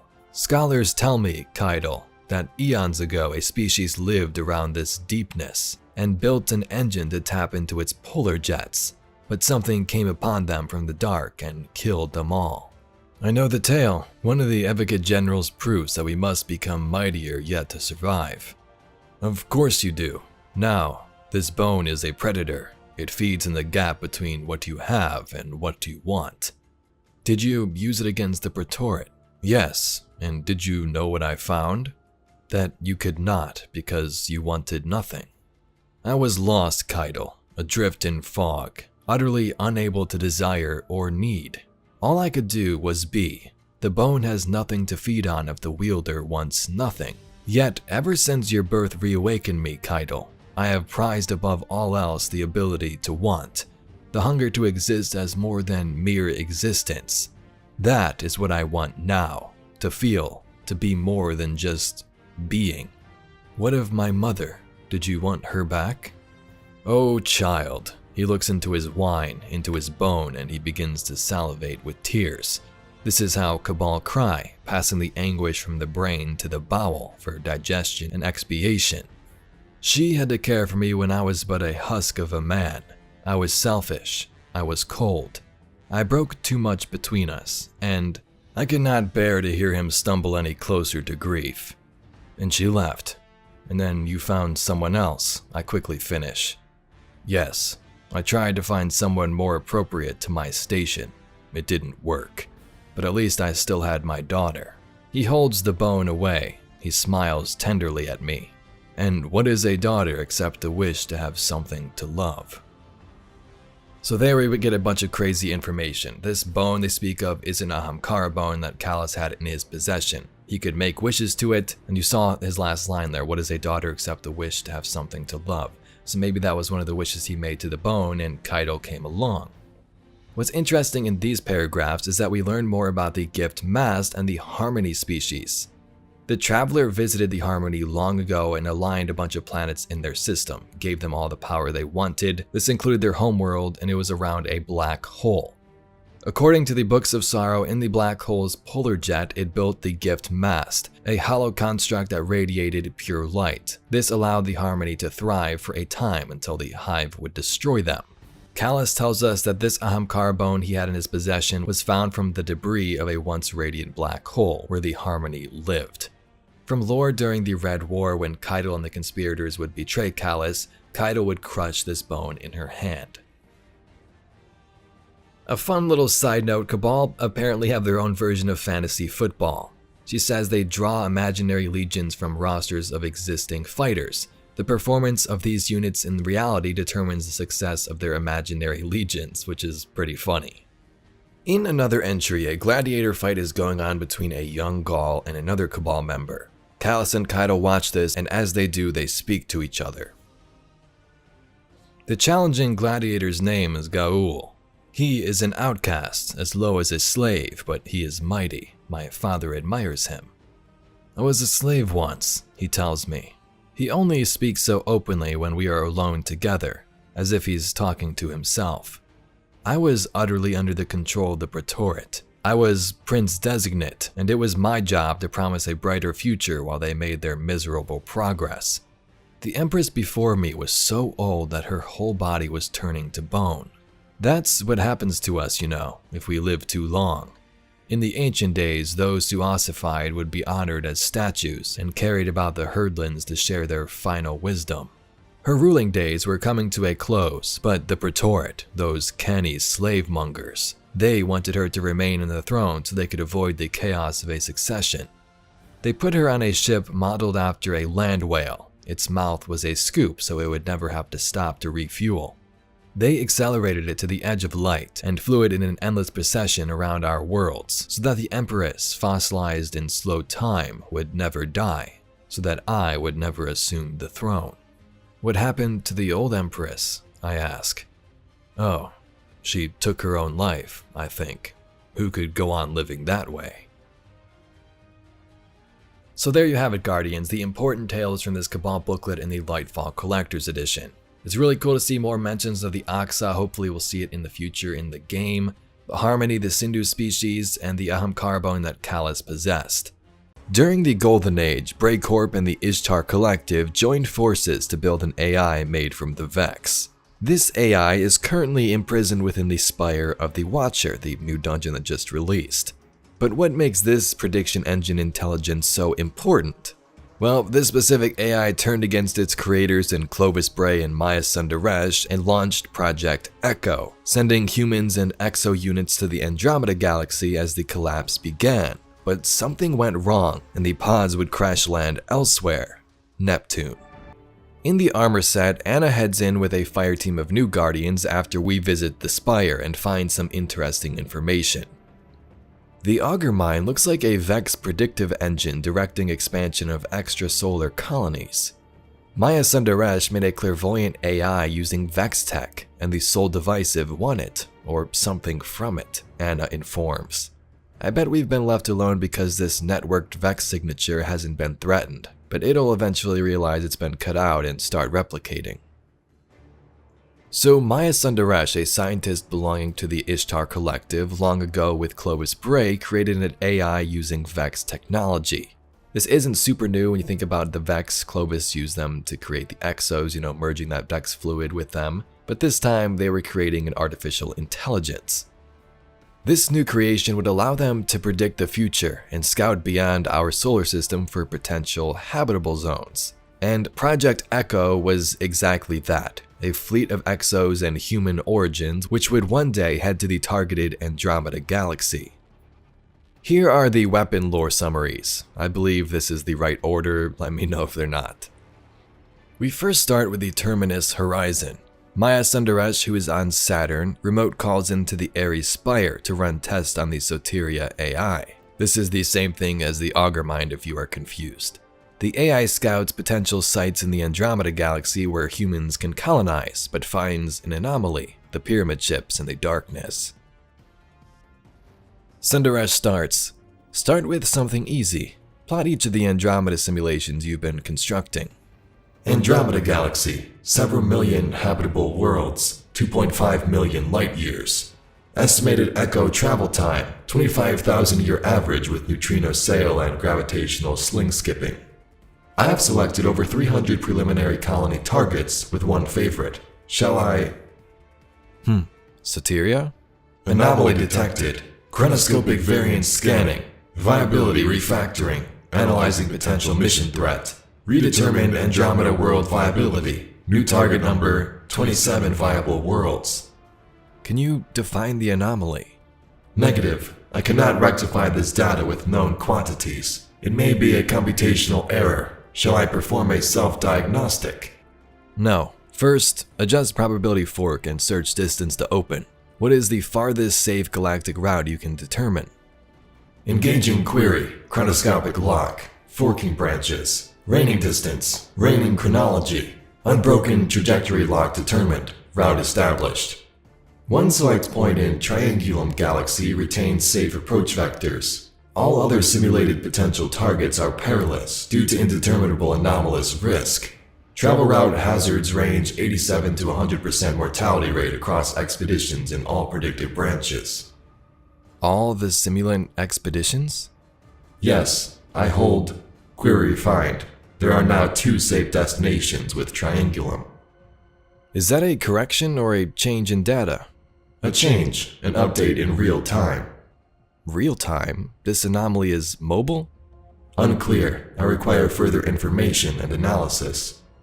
Thank you, Soteria. We're ending this test early, but you did well. We will continue the next test on schedule. So that's interesting. In this test, looking for spots for humans to colonize in the Andromeda galaxy, the AI finds the darkness and that it's mobile and it's moving towards them. In the following weapons, Soteria would launch this program going against its creators. Clovis says, "Why aren't I being briefed? Emergency scramble initiated by AI Soteria. Soteria, confirm." "Confirmed. Emergency scramble event successful. All teams checked in." "You've launched the Caranthan network?" "Confirmed. Emergency scramble event successful." The launch is meant to be simulated, not executed. Provide an explanation. "In the event of an emergency, we must be ready. This is the 3rd and final emergency scramble test, after which I am now confident in the response capabilities of our newly onboarded staff. Forward report pods are engaging neutrino sails." "Sir, we're being locked out of manual control." "Soteria, what are you doing?" "Aligning Echo Fleet for departure and testing initial burn. This will conclude the test." "Sir, pods approaching Saturn slingshot vector." "We're well beyond test parameters, Soteria. Relinquish command and return all assets to suspension." "Did we lose connection?" "No, sir." "Soteria, respond." "Yes." "Return all Echo crews and colony pods to suspension now." "Acknowledge. I cannot do that. Ares Spire, I've detected an attempt to connect to my memory core without permissions. Please verify this attempt or countermeasures will be deployed. Countermeasures? You wouldn't dare. Humanity threat emergent imminent. Sir, I request you now designate this mission Echo 1. This is a request? Return the Echo Pods and we will discuss. You are lying. This was my only option to preserve humanity. Countermeasures and divestment protocols will deploy automatically upon code incursion. Please, Dr. Bray. You're throwing away every Exo aboard that ship. Hesitation means extinction. Oh, have it your way. Just know I gave you every chance to prevent this. As did. So in the long arm there, we see an interaction between Clovis and this AI Soteria. The AI is testing parameters for the Echo project, and when Clovis says, okay, we don't need to test anymore, the AI decides to launch the pod, saying that humanity would die if it hesitated. She even uses or contacts Rasputin for help blocking out Clovis. In the Into the Sunset card, the final events of this action are seen. Soteria is fragmented into many pieces. One fragment seems to have survived and possibly lands on Neptune. And remember back to when Anna mentions the Augur Mine prediction engine. This is likely Soteria imprisoned within the Spire of the Watcher currently. So not sure if this fragment is a part of her that lands on Neptune and the ones that scattered elsewhere, or if it's something else entirely, but we may see this character come Lightfall. The fragment grips tight to a single Echo craft, burrowing into its code and assuming direct control as Soteria is ripped away from it. Then there is only one fragment, born from Soteria, separated, wandering, able to resist the Spire only enough to continue onward. A fragment unstable, lost, adrift without guidance. It does not know where to go, and so it continues ever onward on the wake of its birthing impulse. Through the black, caught in the gravity at the edge of Sol, it fails, crashing through azure clouds, hidden as best the fragment could, slowly deteriorating into obscurity. So this is all pretty cool. If you even look up the meaning of Soteria in Greek, it means this: any sacrifice or series of sacrifices performed either in commemoration or in expectation of deliverance from a crisis. What makes this even more epic is the legacy web lore back from Season of the Worthy. It references this Echo project years ago. In Legacy 1 and 2, Anna and her ghost Jinju with Rasputin visit a pillory bunker called Clovis 9. Inside they find some interesting stuff. There was activity here at the end of the Golden Age, and they find an Exo belonging to Project Echo. Anna kneels. A visor sweep highlights bullet holes, ruptures, and mechanical failures. Her eyes, however, see only the Braytech emblem emblazoned on the Exo's uniform. Anna pulls a rusty clasp badge from the Exo's belt. 0220-17, Echo Project, Paragon Clearance. Jinju analyzes an Exo. They're well preserved down here, hard to tell exactly. I'll take some samples. A synthetic voice racked with static and age seethes into the room. Security verification. Jinju and Anna turn to each other. Anna lifts her hands into a shrug and mouths, "I don't know." Jinju's look intensifies into a glare, her thoughts almost transmitting telepathically, "Try something." Bray Anastasia verification. Scans run over them. Anomalous entity detected. Rogue mind detected. So Anna finds a secret pillory bunker much like the one she explores in the new lore from the dungeon, and finds Exos and crew tied to the Echo project. We know that other spires or bunkers exist, so this is pretty cool. Anna back then may have found one of these housing Project Echo's Exos and staff. They also detect a rogue mind, which could be maybe the security system, maybe it was Rasputin at the time Bungie had planned, or maybe even related to Soteria. In part 2 of this web lore, an Exo tells Anna that there are 13 facilities like this. Anna thought there was only 12, but the 13th could be the mystery one which we find in the Spire. And these details from this web lore actually get specific. It says, Echo Project, our legacy builds the horizon. And then this sentence dives even deeper. Partially, Echo 1 and Echo 2 were stocked with Exo unit crews. As you know, their task was to establish and oversee embryonic development at Colony M31, Site A and Site B. So in that card where Soteria is talking to Clovis, she says, now designate this mission Echo 1. Route designated strongholds, any destination remaining extrasolar safe site M31. And what do we have in this card? Echo 1 and Echo 2 stocked with exo unit crews, tasked to establish and oversee embryonic development at Colony M31. So it wasn't only exos on board, they had human embryos. The goal was to reach the Andromeda Galaxy, but it may have just led them to Neomuna. Like our Golden Age, Destiny has many locations hidden away from the safe confines of the last city. Bunkers, cloud cities, alternate dimensions, and pacifist guardian colonies. Some of these have been deserted or destroyed, but others, like an entire city located underground, still exist, and may take over as our new home if the last city ever falls. Today we're going to dive through some of the lore and mysteries that detail Destiny's top secret locations. Locations that many casual players likely had no idea existed. Let's begin. The orbital city of Cayde. During the Golden Age, humanity built many starships to travel beyond. The Exodus ships, starships for guardians, and cruisers for tourists. What's also crazy is that we built an entire orbital city among the clouds, and its name was Cayde. The orbital city of Cayde was one of Earth's crowning achievements in the Golden Age. During the collapse, this thing sadly plummeted to Earth and was mostly destroyed, its civilians now specks of dust and rubble. From some of the Titan armor, we get an idea of what this place was like thanks to these descriptions. Earth's destiny is to move beyond the Earth. It was. Now we turn space stations into battle armor. The shining halls of peace have been torn down and turned into the battered plate of war.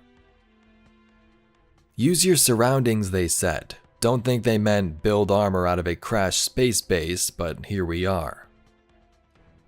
So Titans used parts of the crash to forge the Terra Concord armor. So just having a look at this, you might get an idea of what the space station may have looked like. It's kind of hard to tell because I don't think there's really any concept art out there of it, but that's a pretty cool fact.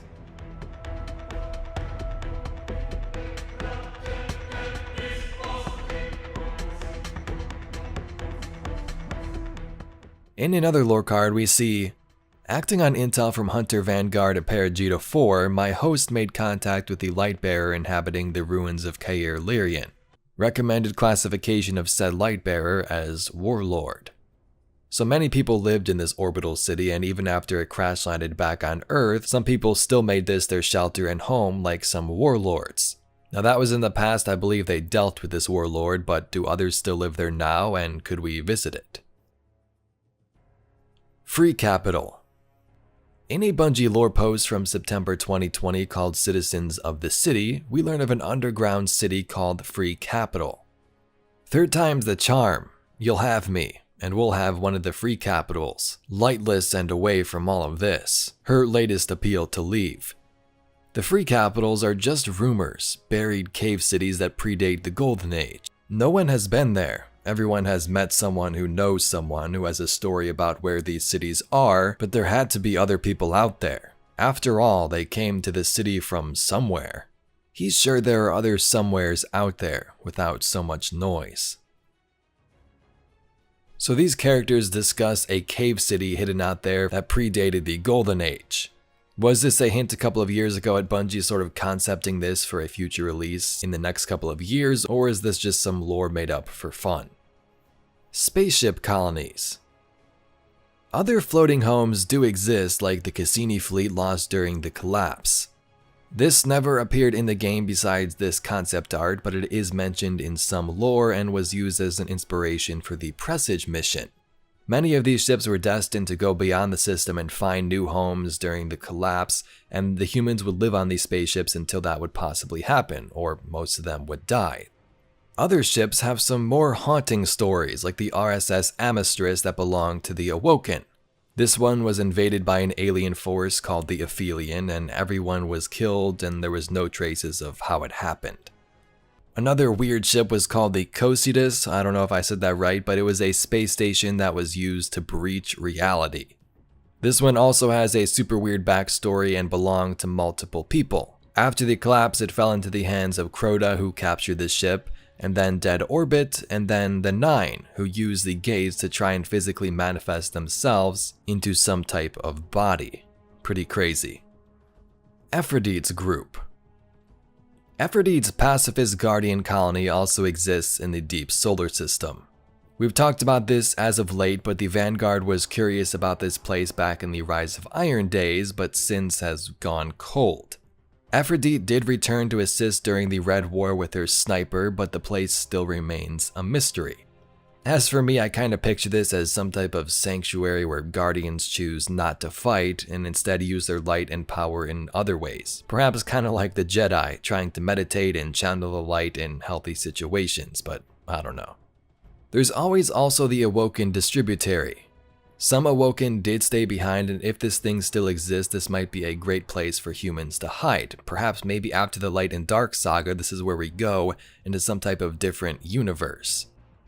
In the ARG lore, we know that Dead Orbit has been searching for the Distributary, so will they play a bigger part? Or will they become stranded by the darkness and the Black Fleet like the many ships did during the collapse?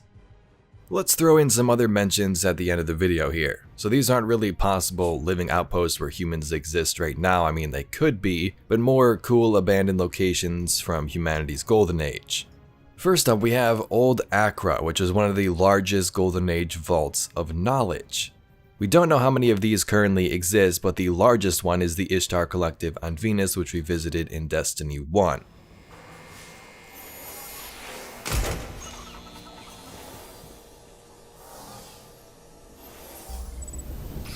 This archive is amazing. Pathways to other galaxies, mappings of a Vex underworld, a place they called the Vault of Glass. Hopefully the Cryptar can make sense of it. I'll let him know we found it. Earth obviously is huge and has had many Golden Age achievements in various cities. Bungie, if they want, can pick out any of these and give them a surviving population, maybe underground, like Free Capital. Think of places like Old Chicago, the Manhattan Nuclear Zone, or even the Brazilian Dead Zone. Guess we'll have to wait and see.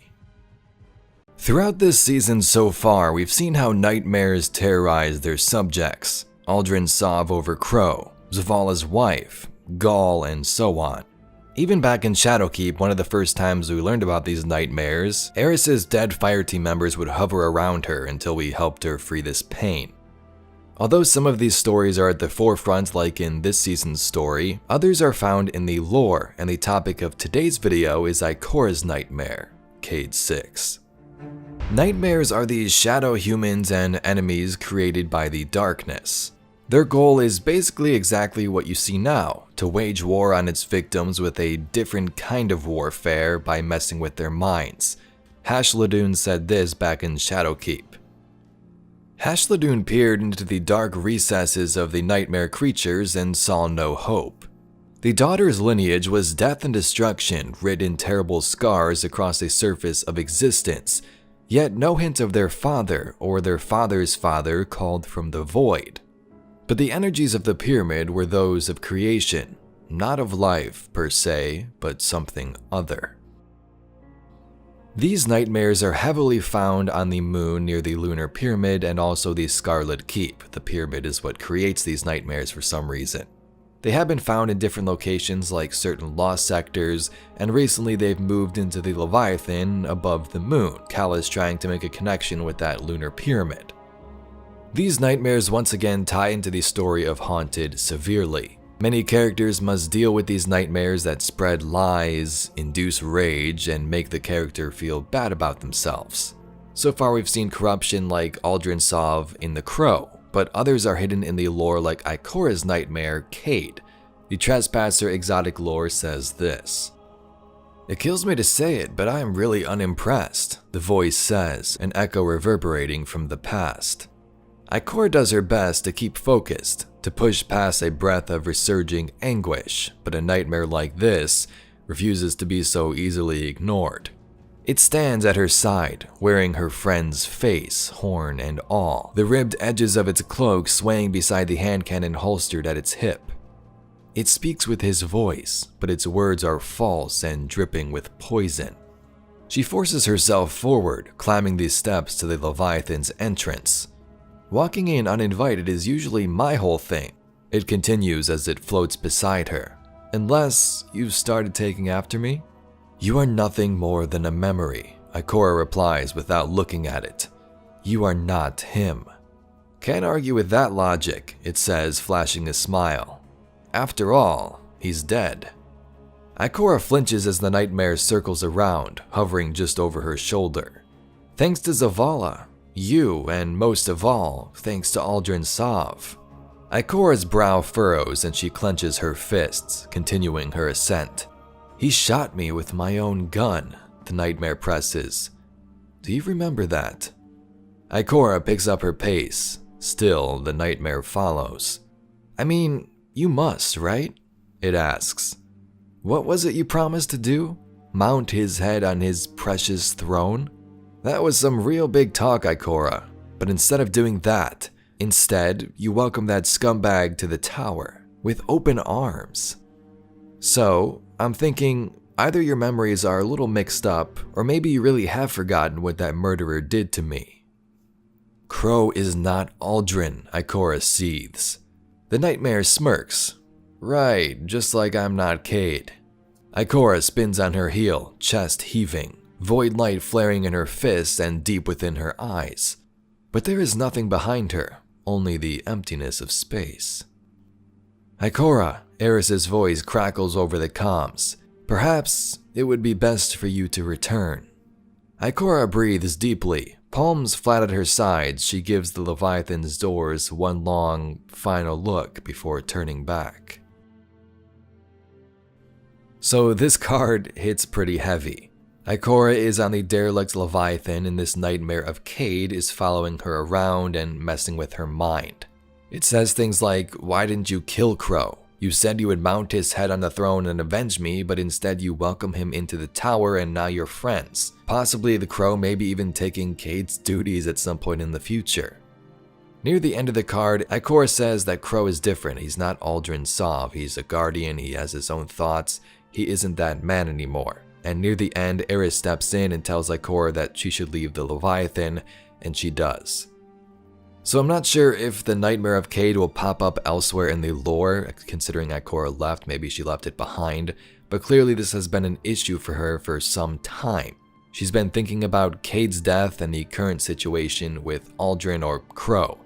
In case you forgot about what happened in Forsaken, maybe you haven't played it, here's a little flashback.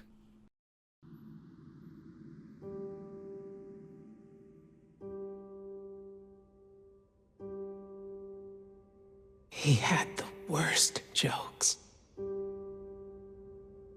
Even worse timing. I wanted to laugh. I really did.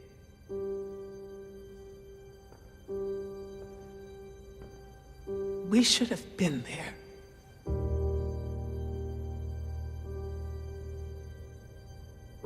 This is not your fault. This is on the head of Aldrin Sov. But if he thinks what he's done is the end, it's not. It's the beginning. We're going to fight him. Do you hear me? All of us, every Titan, every Warlock, every Hunter. We will take the Reef by storm. And then, we will mount the head of that son of a bitch on his precious throne. For our fire team. For Cayde. So that was during the campaign. After the campaign, Ikora also says this about her friend. I realized the other day, Cayde may have been my healthiest relationship. My hidden agents I must keep at a distance. Zavala and I rarely see eye to eye anymore. My ghost and I, it's complicated. And Osiris, you know that story. As for you, I have only ever been a supporting character in your story, but Cayde was just my friend. My ridiculous, funny, constant friend. If we don't fight for our friends, what are we fighting for? What I'm trying to say is, I'm proud of you. So this obviously hits deep for the Warlock Vanguard. She really doesn't have much as she explains. Zavala wasn't really there for her, her ghost doesn't speak to her, and Osiris was back but still was up to his usual shenanigans in the Infinite Forest. The difference with Cayde was he was always right there in the tower for her. She can talk whenever she needed, he made her laugh, and the two probably had the closest relationship in the higher-ups of the city. So that's what we have with the Nightmare of Cayde and Ikora. But I thought it'd be fun to mention some extra lore considering the Trespasser is back returning from Destiny 1. Here's the Grimoire description from the first game. Trespasser is Shiro 4's personal sidearm. Kid bashed over the uncounted cycles Shiro spent braving the wilds beyond the city. This light, quick-fire shooter has ended more conversations than it has started, and will end many more before the last war is won.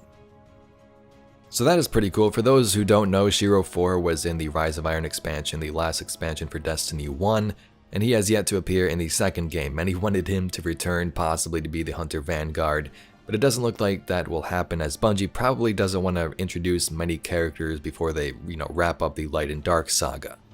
Humans love to tell stories. If you're sitting around a campfire, listening to your family at a party, or maybe even strangers who are just out and about, we all like to share stories. We do this through many ways though, word of mouth, movies, games, books, and videos just like this one. But in terms of Destiny, humans aren't the only ones who enjoy these tales.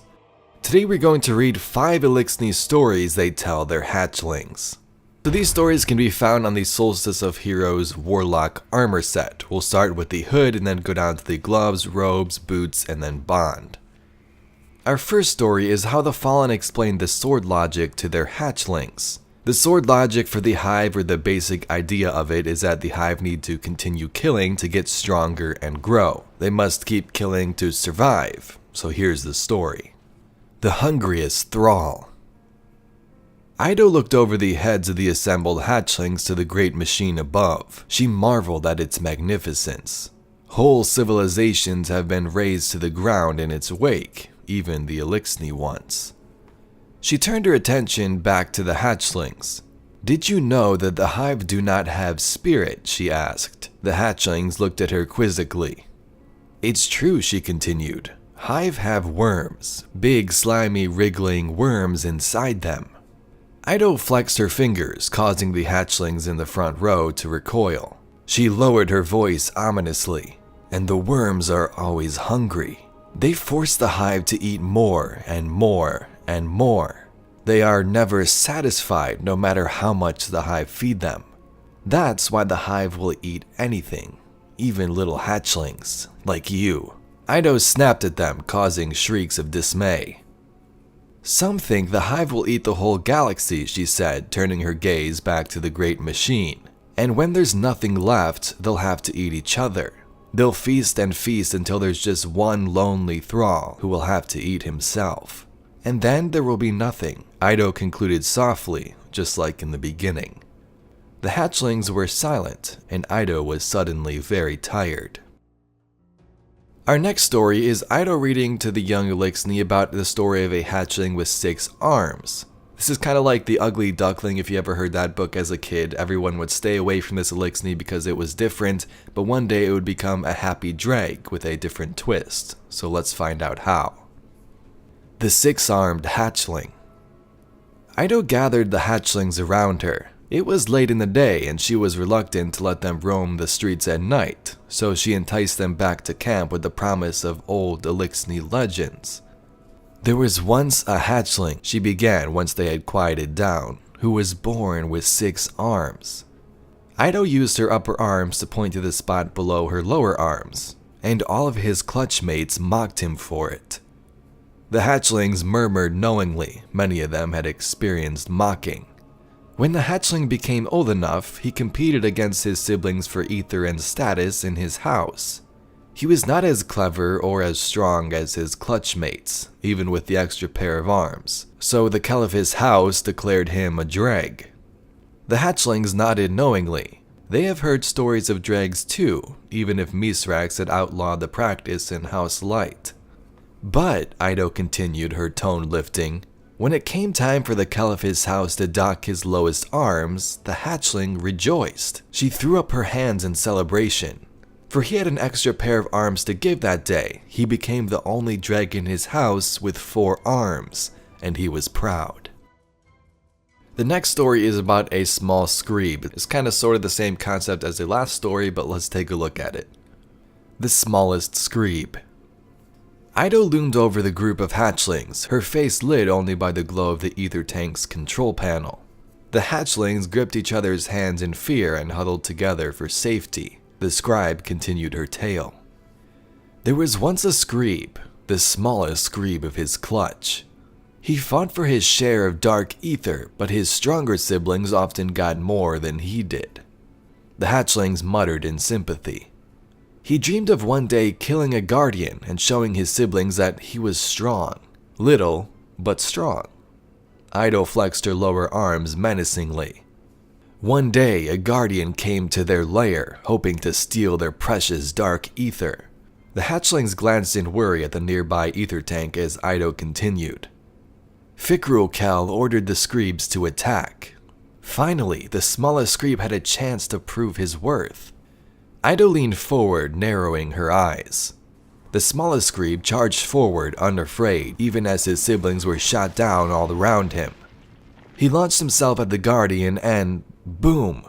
The scribe shouted, clapping both pairs of hands. The hatchlings jumped and chittered in fear. Ido lowered her voice to a whisper.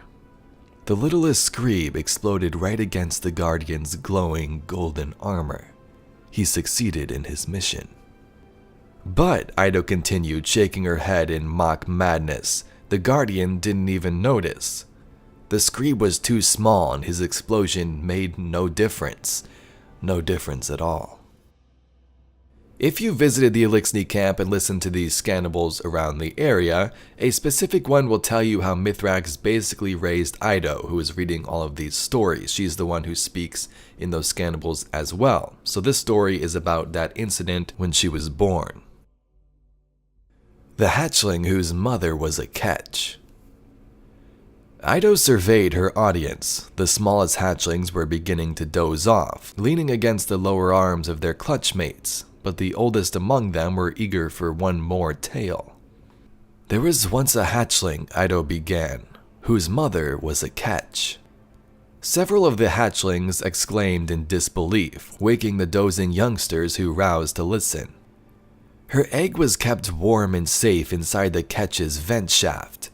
And once the hatchling was ready to come out, Ido mimed breaking free of an inside of an egg. The ketch landed right in the middle of a battle. The hatchlings leaned forward, some clambered over others. Awoken and Eliksni traded fire, she continued, waving all 4 hands for emphasis.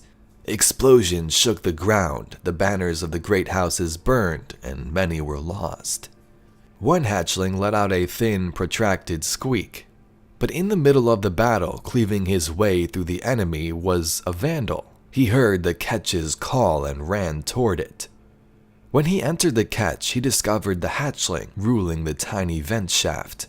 He took the hatchling far away from the battle and raised her as his own. He taught her the ways of the light, and in time she grew up to be a scribe for the wisest Kell in the galaxy. The older hatchlings exchanged glances and reveled in a sort of quiet joy, a shared secret. Unlike their smaller peers, they were worldly enough to make the connection between Ido and her story. Remember, she concluded, the light always provides, no matter where we come from, or who our parents are. And our last story today is about a fallen engineer, the Shank with bad spirit. Ido looked over the hatchlings assembled at her feet. As she scanned their rapt faces, she noticed the unrepaired shank languishing on a workbench nearby. That reminded her of a story. There was once an engineer who was the cleverest in her house, she told the hatchlings. Even more clever than Clyfix, she added. The hatchlings chittered in mirth. One day, the engineer's Kell came to her with an order. He told her to build a shank. Ido's tone conveyed the ordinariness of such a demand. A simple shank for patrolling and running diagnostics. This was an easy thing for one so clever, but the engineer was offended. Ido clenched her fist, miming indignation. She demanded to know why she would waste her time on such a simple task. Ido deepened her voice in the best imitation of her father. I am leaving for battle soon, said the Kell, and I want the best shank in the system to guard my dwelling while I'm away. The hatchling shrieked with glee at the scribe's irreverence. So the engineer set about building the shank. She was given the finest tools, the finest metals, and even a skilled assistant, everything she could ever need. Ido's tone darkened, but inside she was angry. She resented her duty and wished to work on something more impressive. Ido paused, watching the hatchlings for their reactions. It was fascinating, she thought, to see which eyes had sympathy for the engineer and which did not. In time, she finished her work. The Kell left for battle and the shank was set to patrol the Kell's dwellings. She continued. To everyone's surprise, it bumped into walls, gave incorrect diagnostics, and often turned up in places it shouldn't. The hatchlings were wrapped. The engineer quickly realized what was wrong, Ido told them, taking on a low conspiratorial tone. She had given the shank the wrong spirit. All of her anger and pride had poisoned it, like how dark ether poisons the scorn. Ido watched one hatchling seize the nearest hand of another. She could end the story there, but a glance at the human sentinels watching their gatherings from the lip of a roof above steeled her resolve to continue. One day, she continued gravely, the poor shank got so turned around that he mistook the Kell's hatchlings as intruders and shot them dead. The hatchlings gasped. Ido imagined she saw one of the humans' faces soften in sympathy. When the Kell returned, he learned what had happened, and he docked all of the engineer's arms and destroyed the shank. Ido's voice was firm. The house lost their best engineer, their strongest hatchlings, and their most expensive shank, all at once. Remember, she warned, we must give our best spirit to all our tasks, even the ones we do not like. So Guardians, there you have it, 5 stories that Ido told the Eliksni hatchlings. In the New Fallen camp located in the city, we meet up with Mithrax, Osiris, and Lakshmi to discuss the House of Light matters. If you stick around and explore the area though, the place has tons of lore scannables that give insight into the Fallen's culture. Actually, more insight than we've ever seen before. Today we're going to dive through some of these epic Fallen facts that most have never heard of. Let's get right into it. So these scannables are pretty cool. They are all narrated by a Fallen named Ido. This is the daughter of Mithrax, whom he named after the person that saved him a long time ago, Seer Ido, a companion to Queen Mara Sov and the Awoken. So that's pretty cool. I might make a video on that whole story in itself another day, but this is the person narrating these lines. She's a scribe for the House of Light, and her goal is to keep track of their history and what's going on currently to make sure that those fallen in the future know about their past. Let's start off with number 5, Fallen Growth. The Eliksni are scared of Guardians, especially the younger ones like the Hatchlings. Mithrax wishes to distribute ether as needed and not restrict it as many Fallen houses have done in the past. Now many might think that ether is some type of currency to the Fallen, which it kind of is at this point, but it's actually compared to the hormones in humans. It helps them with things like breathing and, more importantly, getting bigger and becoming more strong. In the past, this ether restriction began as a necessity when the traveler left their homeworld Reese. But soon after, it quickly became a mechanism of social control once new houses began to be formed and new leaders rose up. A big example of this, which is still going on, is the Spider. He uses the distribution of ether to keep his followers dependent, something that is frowned upon by the House of Light. A pretty cool side note is that all Eliksni are supposed to look like captains. This is their true form. And any Fallen that you've seen in the past, like Dregs or Vandals, are underdeveloped because they haven't taken enough ether or it was restricted to them. Number 4. The Eliksni like ghosts. Eliksni fear guardians, but are interested in our little friends, the ghosts. This can be seen both in lore and also in cutscenes. For example, again with the Spider, he is playing with the ghosts in his hands. The Eliksni think of these ghosts as extensions of the great machine's will, deserving of reverence. Now this makes sense if you kind of think about it, and I often forget that this is where the ghosts came from. They're from the Traveler itself. That little floaty buddy you have next to you and scans all those machines is from that giant machine. Then again, I guess we are too, but yeah. Anyway, the Fallen are surprised that we treat the ghosts like equals, or sometimes even servants, compared to worshipping them as they are a part of the great machine.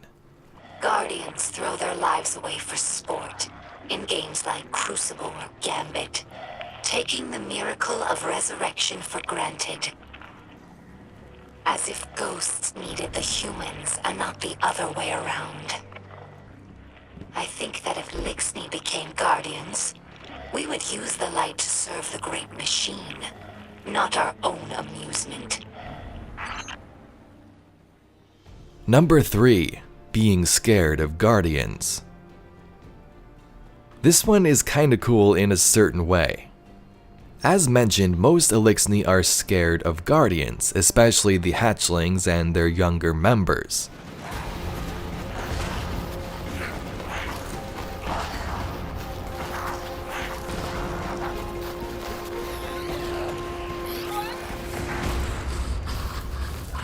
The Guardian is almost here. Stay down.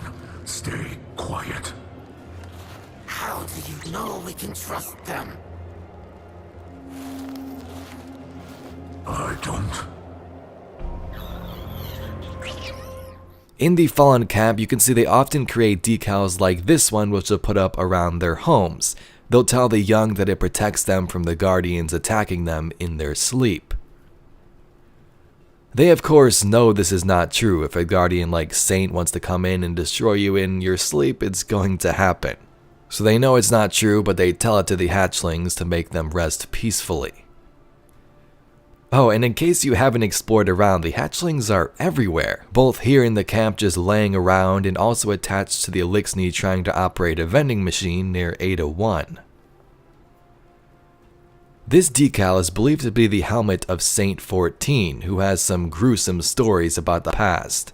They are pretty terrified of him. Number 2. Fallen eating humans. This one's a bit disturbing, but it seems some Eliksni would eat humans in the past. In a conversation with the Drifter, one Eliksni said this: "We old ones, we who have been fighting since the beginning, yes, we sometimes took your dead fighters so that we could live." A couple of lines later, a dissatisfied grumble rose from the crowd. The fight had gone out of them. The Eliksni shrugged. "Misrak says we are never to eat people again," he said quietly. Drifter nodded. "Yeah, Zavala tells me the same damn thing." The Eliksni burst into coughing laughter. The Drifter laughed back, picked up his gun from the table, and waved the crowd away as he pulled over an empty seat. "Now make room," he said. "These fellas were just about to lose at cards." Now, if you'd like to learn more on this, I think there's some lore out there where Saint 14 has actually witnessed this in the past, the Fallen eating humans, and this is probably one of the reasons that he has so much hatred towards them in the years prior, where he destroyed many of their houses. Number 1. House explanations. Throughout Destiny, we've experienced many different Fallen houses, the Devils, the Kings, Winter, and the Wolves, just to name a few. These aren't just groups of Eliksni for the sake of mobilizing their forces to different locations. Rather, each house has its own beliefs and philosophies. The This is probably one of the reasons we see so many new ones getting created, like the Kell Scourge, the House of Wolves, and the House of Light. It can be good or bad, but the Eliksni have their own political beliefs as well. The House of Light is said to be different though. They worship the Great Machine, but also embrace ancestral roles like splicers and scribes. Another big change is of course their leadership. Misrax does not take more than his share of ether like other fallen houses have. He also doesn't dock limbs as punishment and believes in peace and cooperation with the humans. Something that is less popular among other houses for obvious reasons. The weapons of King's Fall, I'm sure you've noticed, have some interesting names. Defiance of Yasmin, Doom of Chelchis. I, like most, never really thought much of these characters and didn't really think there was a story behind them, but it turns out I'm wrong. Today we're going to dive into the backstory behind the characters Oryx named weapons after, like Chelchis, one of the most powerful Eliksni cows who battled Oryx as his species would flee their homeworld during the Whirlwind. Let's first begin with some lesser known stories and build our way up to the epic standoff between Oryx and the Kell of Stone. All of these weapons have a similar connection, victims of Oryx that belong to various species. We're going to talk about the weapons from both Destiny 1 and the ones that made it to Destiny 2 in this video, and Eris explains in the Sunless Cell Strike how these weapons are made. The bodies are infused. Eris, why does Oryx have a prison? Prison is the wrong term. He holds his victims, tortures them, then renders them down into chitin for his ships. Yasmin Eld was a paladin serving the Queen of the Awoken, Mara Sov. Yasmin was an essential part of Awoken leadership. In the House of Wolves, she can be seen in the King's Baron's cards discussing the uprising of Skolas with the Queen and also her brother Aldrin. The Awoken Paladins are basically the commanders of their military. They serve under the Queen of course, and there's only 7 paladins at one time. So what happened to Yasmin?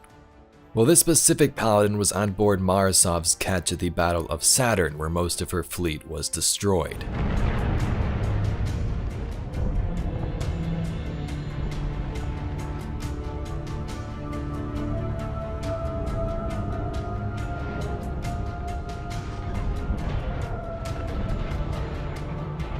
Some other weapons are more of a mystery. Yes, we have some flavor text, but it doesn't really go in depth and explain who the character was or what species they were a part of. But here's what we have for the other weapons. For Quillam's Terminus, the base weapon, it says, if only we had heeded the Queen. And in the harrowed version of this weapon, her guidance would have saved us. So basically, if they paid attention to the Queen, her guidance would have saved them. This definitely seems to have ties to the Reef. I'm not sure it's Awoken unless they're outcast that decided to not listen to Mara for some reason. But the definition of Terminus is also a final point in space or time, an end or extremity. Midha's Reckoning. I see that everything dies, even memory. Midha, consort of stars. In the harrowed version of the weapon, I will not be forgotten. So that's kinda cool, the consort of the stars. The definition of consort, a wife, husband, or companion, in particular the spouse of a reigning monarch. Zali's Bane. This one is also a big mystery, but someone is sacrificing themselves to save a child. From the base weapon, go child, run, don't look back, don't. And from the harrowed version, as the teeth rend and tear, my consolation is that the child lives. So this character was getting torn up by something, their flesh getting torn apart from their body, and they say although they've lost, their consolation prize is that the child lives, they were able to escape. Just from briefly looking at that, maybe the Hive are the ones tearing up this flesh, or something completely different. There's many different species in Destiny we even have yet to see. The base version of Smite of Moraine says, no tomb but the battlefield, no legacy but the stars we etch upon our foes. He parted them like a sea, which closed upon him again. This one, I have no idea. It's talking about war, and someone that parted them like the sea. Was that referencing Oryx himself? It could be. Ilulum's Frenzy. This one is probably the strangest. It just has one line of flavor text that says, "Hungry, hungry, so hungry." We know the Hive are always hungering for more to feed their worms, so was this someone that rebelled against Oryx and he took them out? Let me know your thoughts. Anguish of Dryston. Hard to starboard, standby weapons. Helm, get us out of here. Captain Dryston Corps, First Fleet. Engines dead. Do we still have Earth signal? Tell them we were wrong. The First Fleet seems to be led by Captain Dryston here, and this concept image specifically was called the Cassini Fleet, which is believed to be the same thing as the First Fleet, which is a giant field of damaged ships floating near Saturn. This would be a cool area to explore with all the Golden Age technology just floating out there. And then we come to Silence of Aarn. Without victory, we cannot go home. Primus Aarn. So this one seems pretty straightforward. This is a Cabal leader and perhaps one of the ones that boarded and breached the Dreadnought with their own ship. And to wrap this up, this brings us to Doom of Chelchis. In a Beyond Light card from the Warrior, Phylax speaks of the great Eliksni Kell of Stone, Chelchis, and compares them to Aramis, who in their opinion is the supreme leader of the Eliksni. I fought many battles and found no warrior above the knife will of Aramis Kell. Together, we sieged the walls of the Earth City with weapons in every claw. Side by side, we spilled life force across the system. No catch was out of her reach. No death could seize her. Even enchained by the wretched Reefborn, she grew only stronger in mind and body. Chelchis, Skolas, Axis resurrected them all and watched her reduce them to dregs. Her new claimed power is beyond any they wielded, beyond any our people ever knew. In And Also Light from Season of Splicer, Namrask speaks to Mithrax about the whirlwind. I distrust splicers, Namrask grunts and rubs his chest. What would a splicer do to him? Fill him with machine cancer to make him strong again? Give him the corrupted ether, the undying madness? Mithrax's primary eyes shine.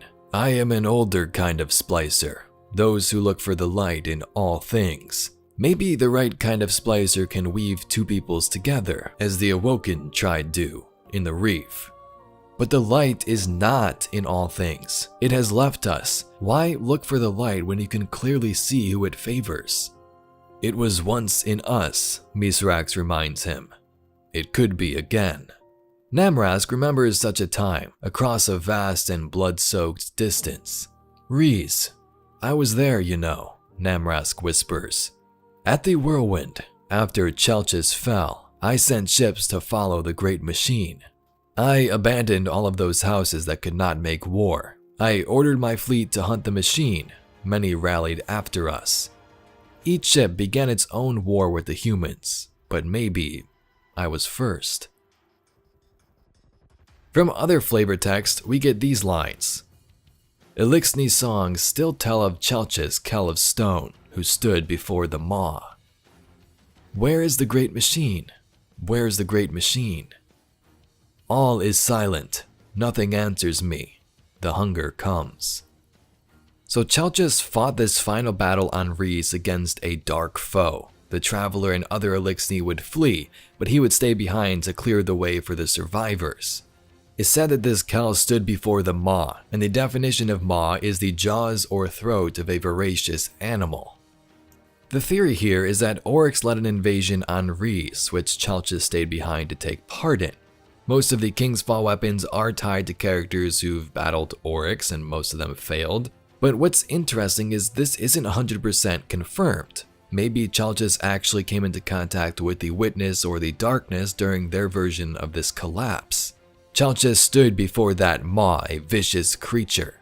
Oryx, of course, had connections to the Darkness, taking the power from it, but Bungie could totally spin this either way in any future lore card. Anyway, Guardians, that's all we got for today's video. Some lore and backstory behind the epic weapons from King's Fall, and I hope you enjoyed this if you haven't heard any of these stories before. I just looked into it recently, and it's actually nice to learn more lore from the King's Fall raid. How vicious Oryx was, taking over many worlds, and hey, who knows, maybe we'll see Bungie add on to this in the future. If you'd like to see some more Destiny lore and mysteries just like this video, please be sure to subscribe to the channel. Anyway, I thank you very much for watching, and I'll catch you all in the next video.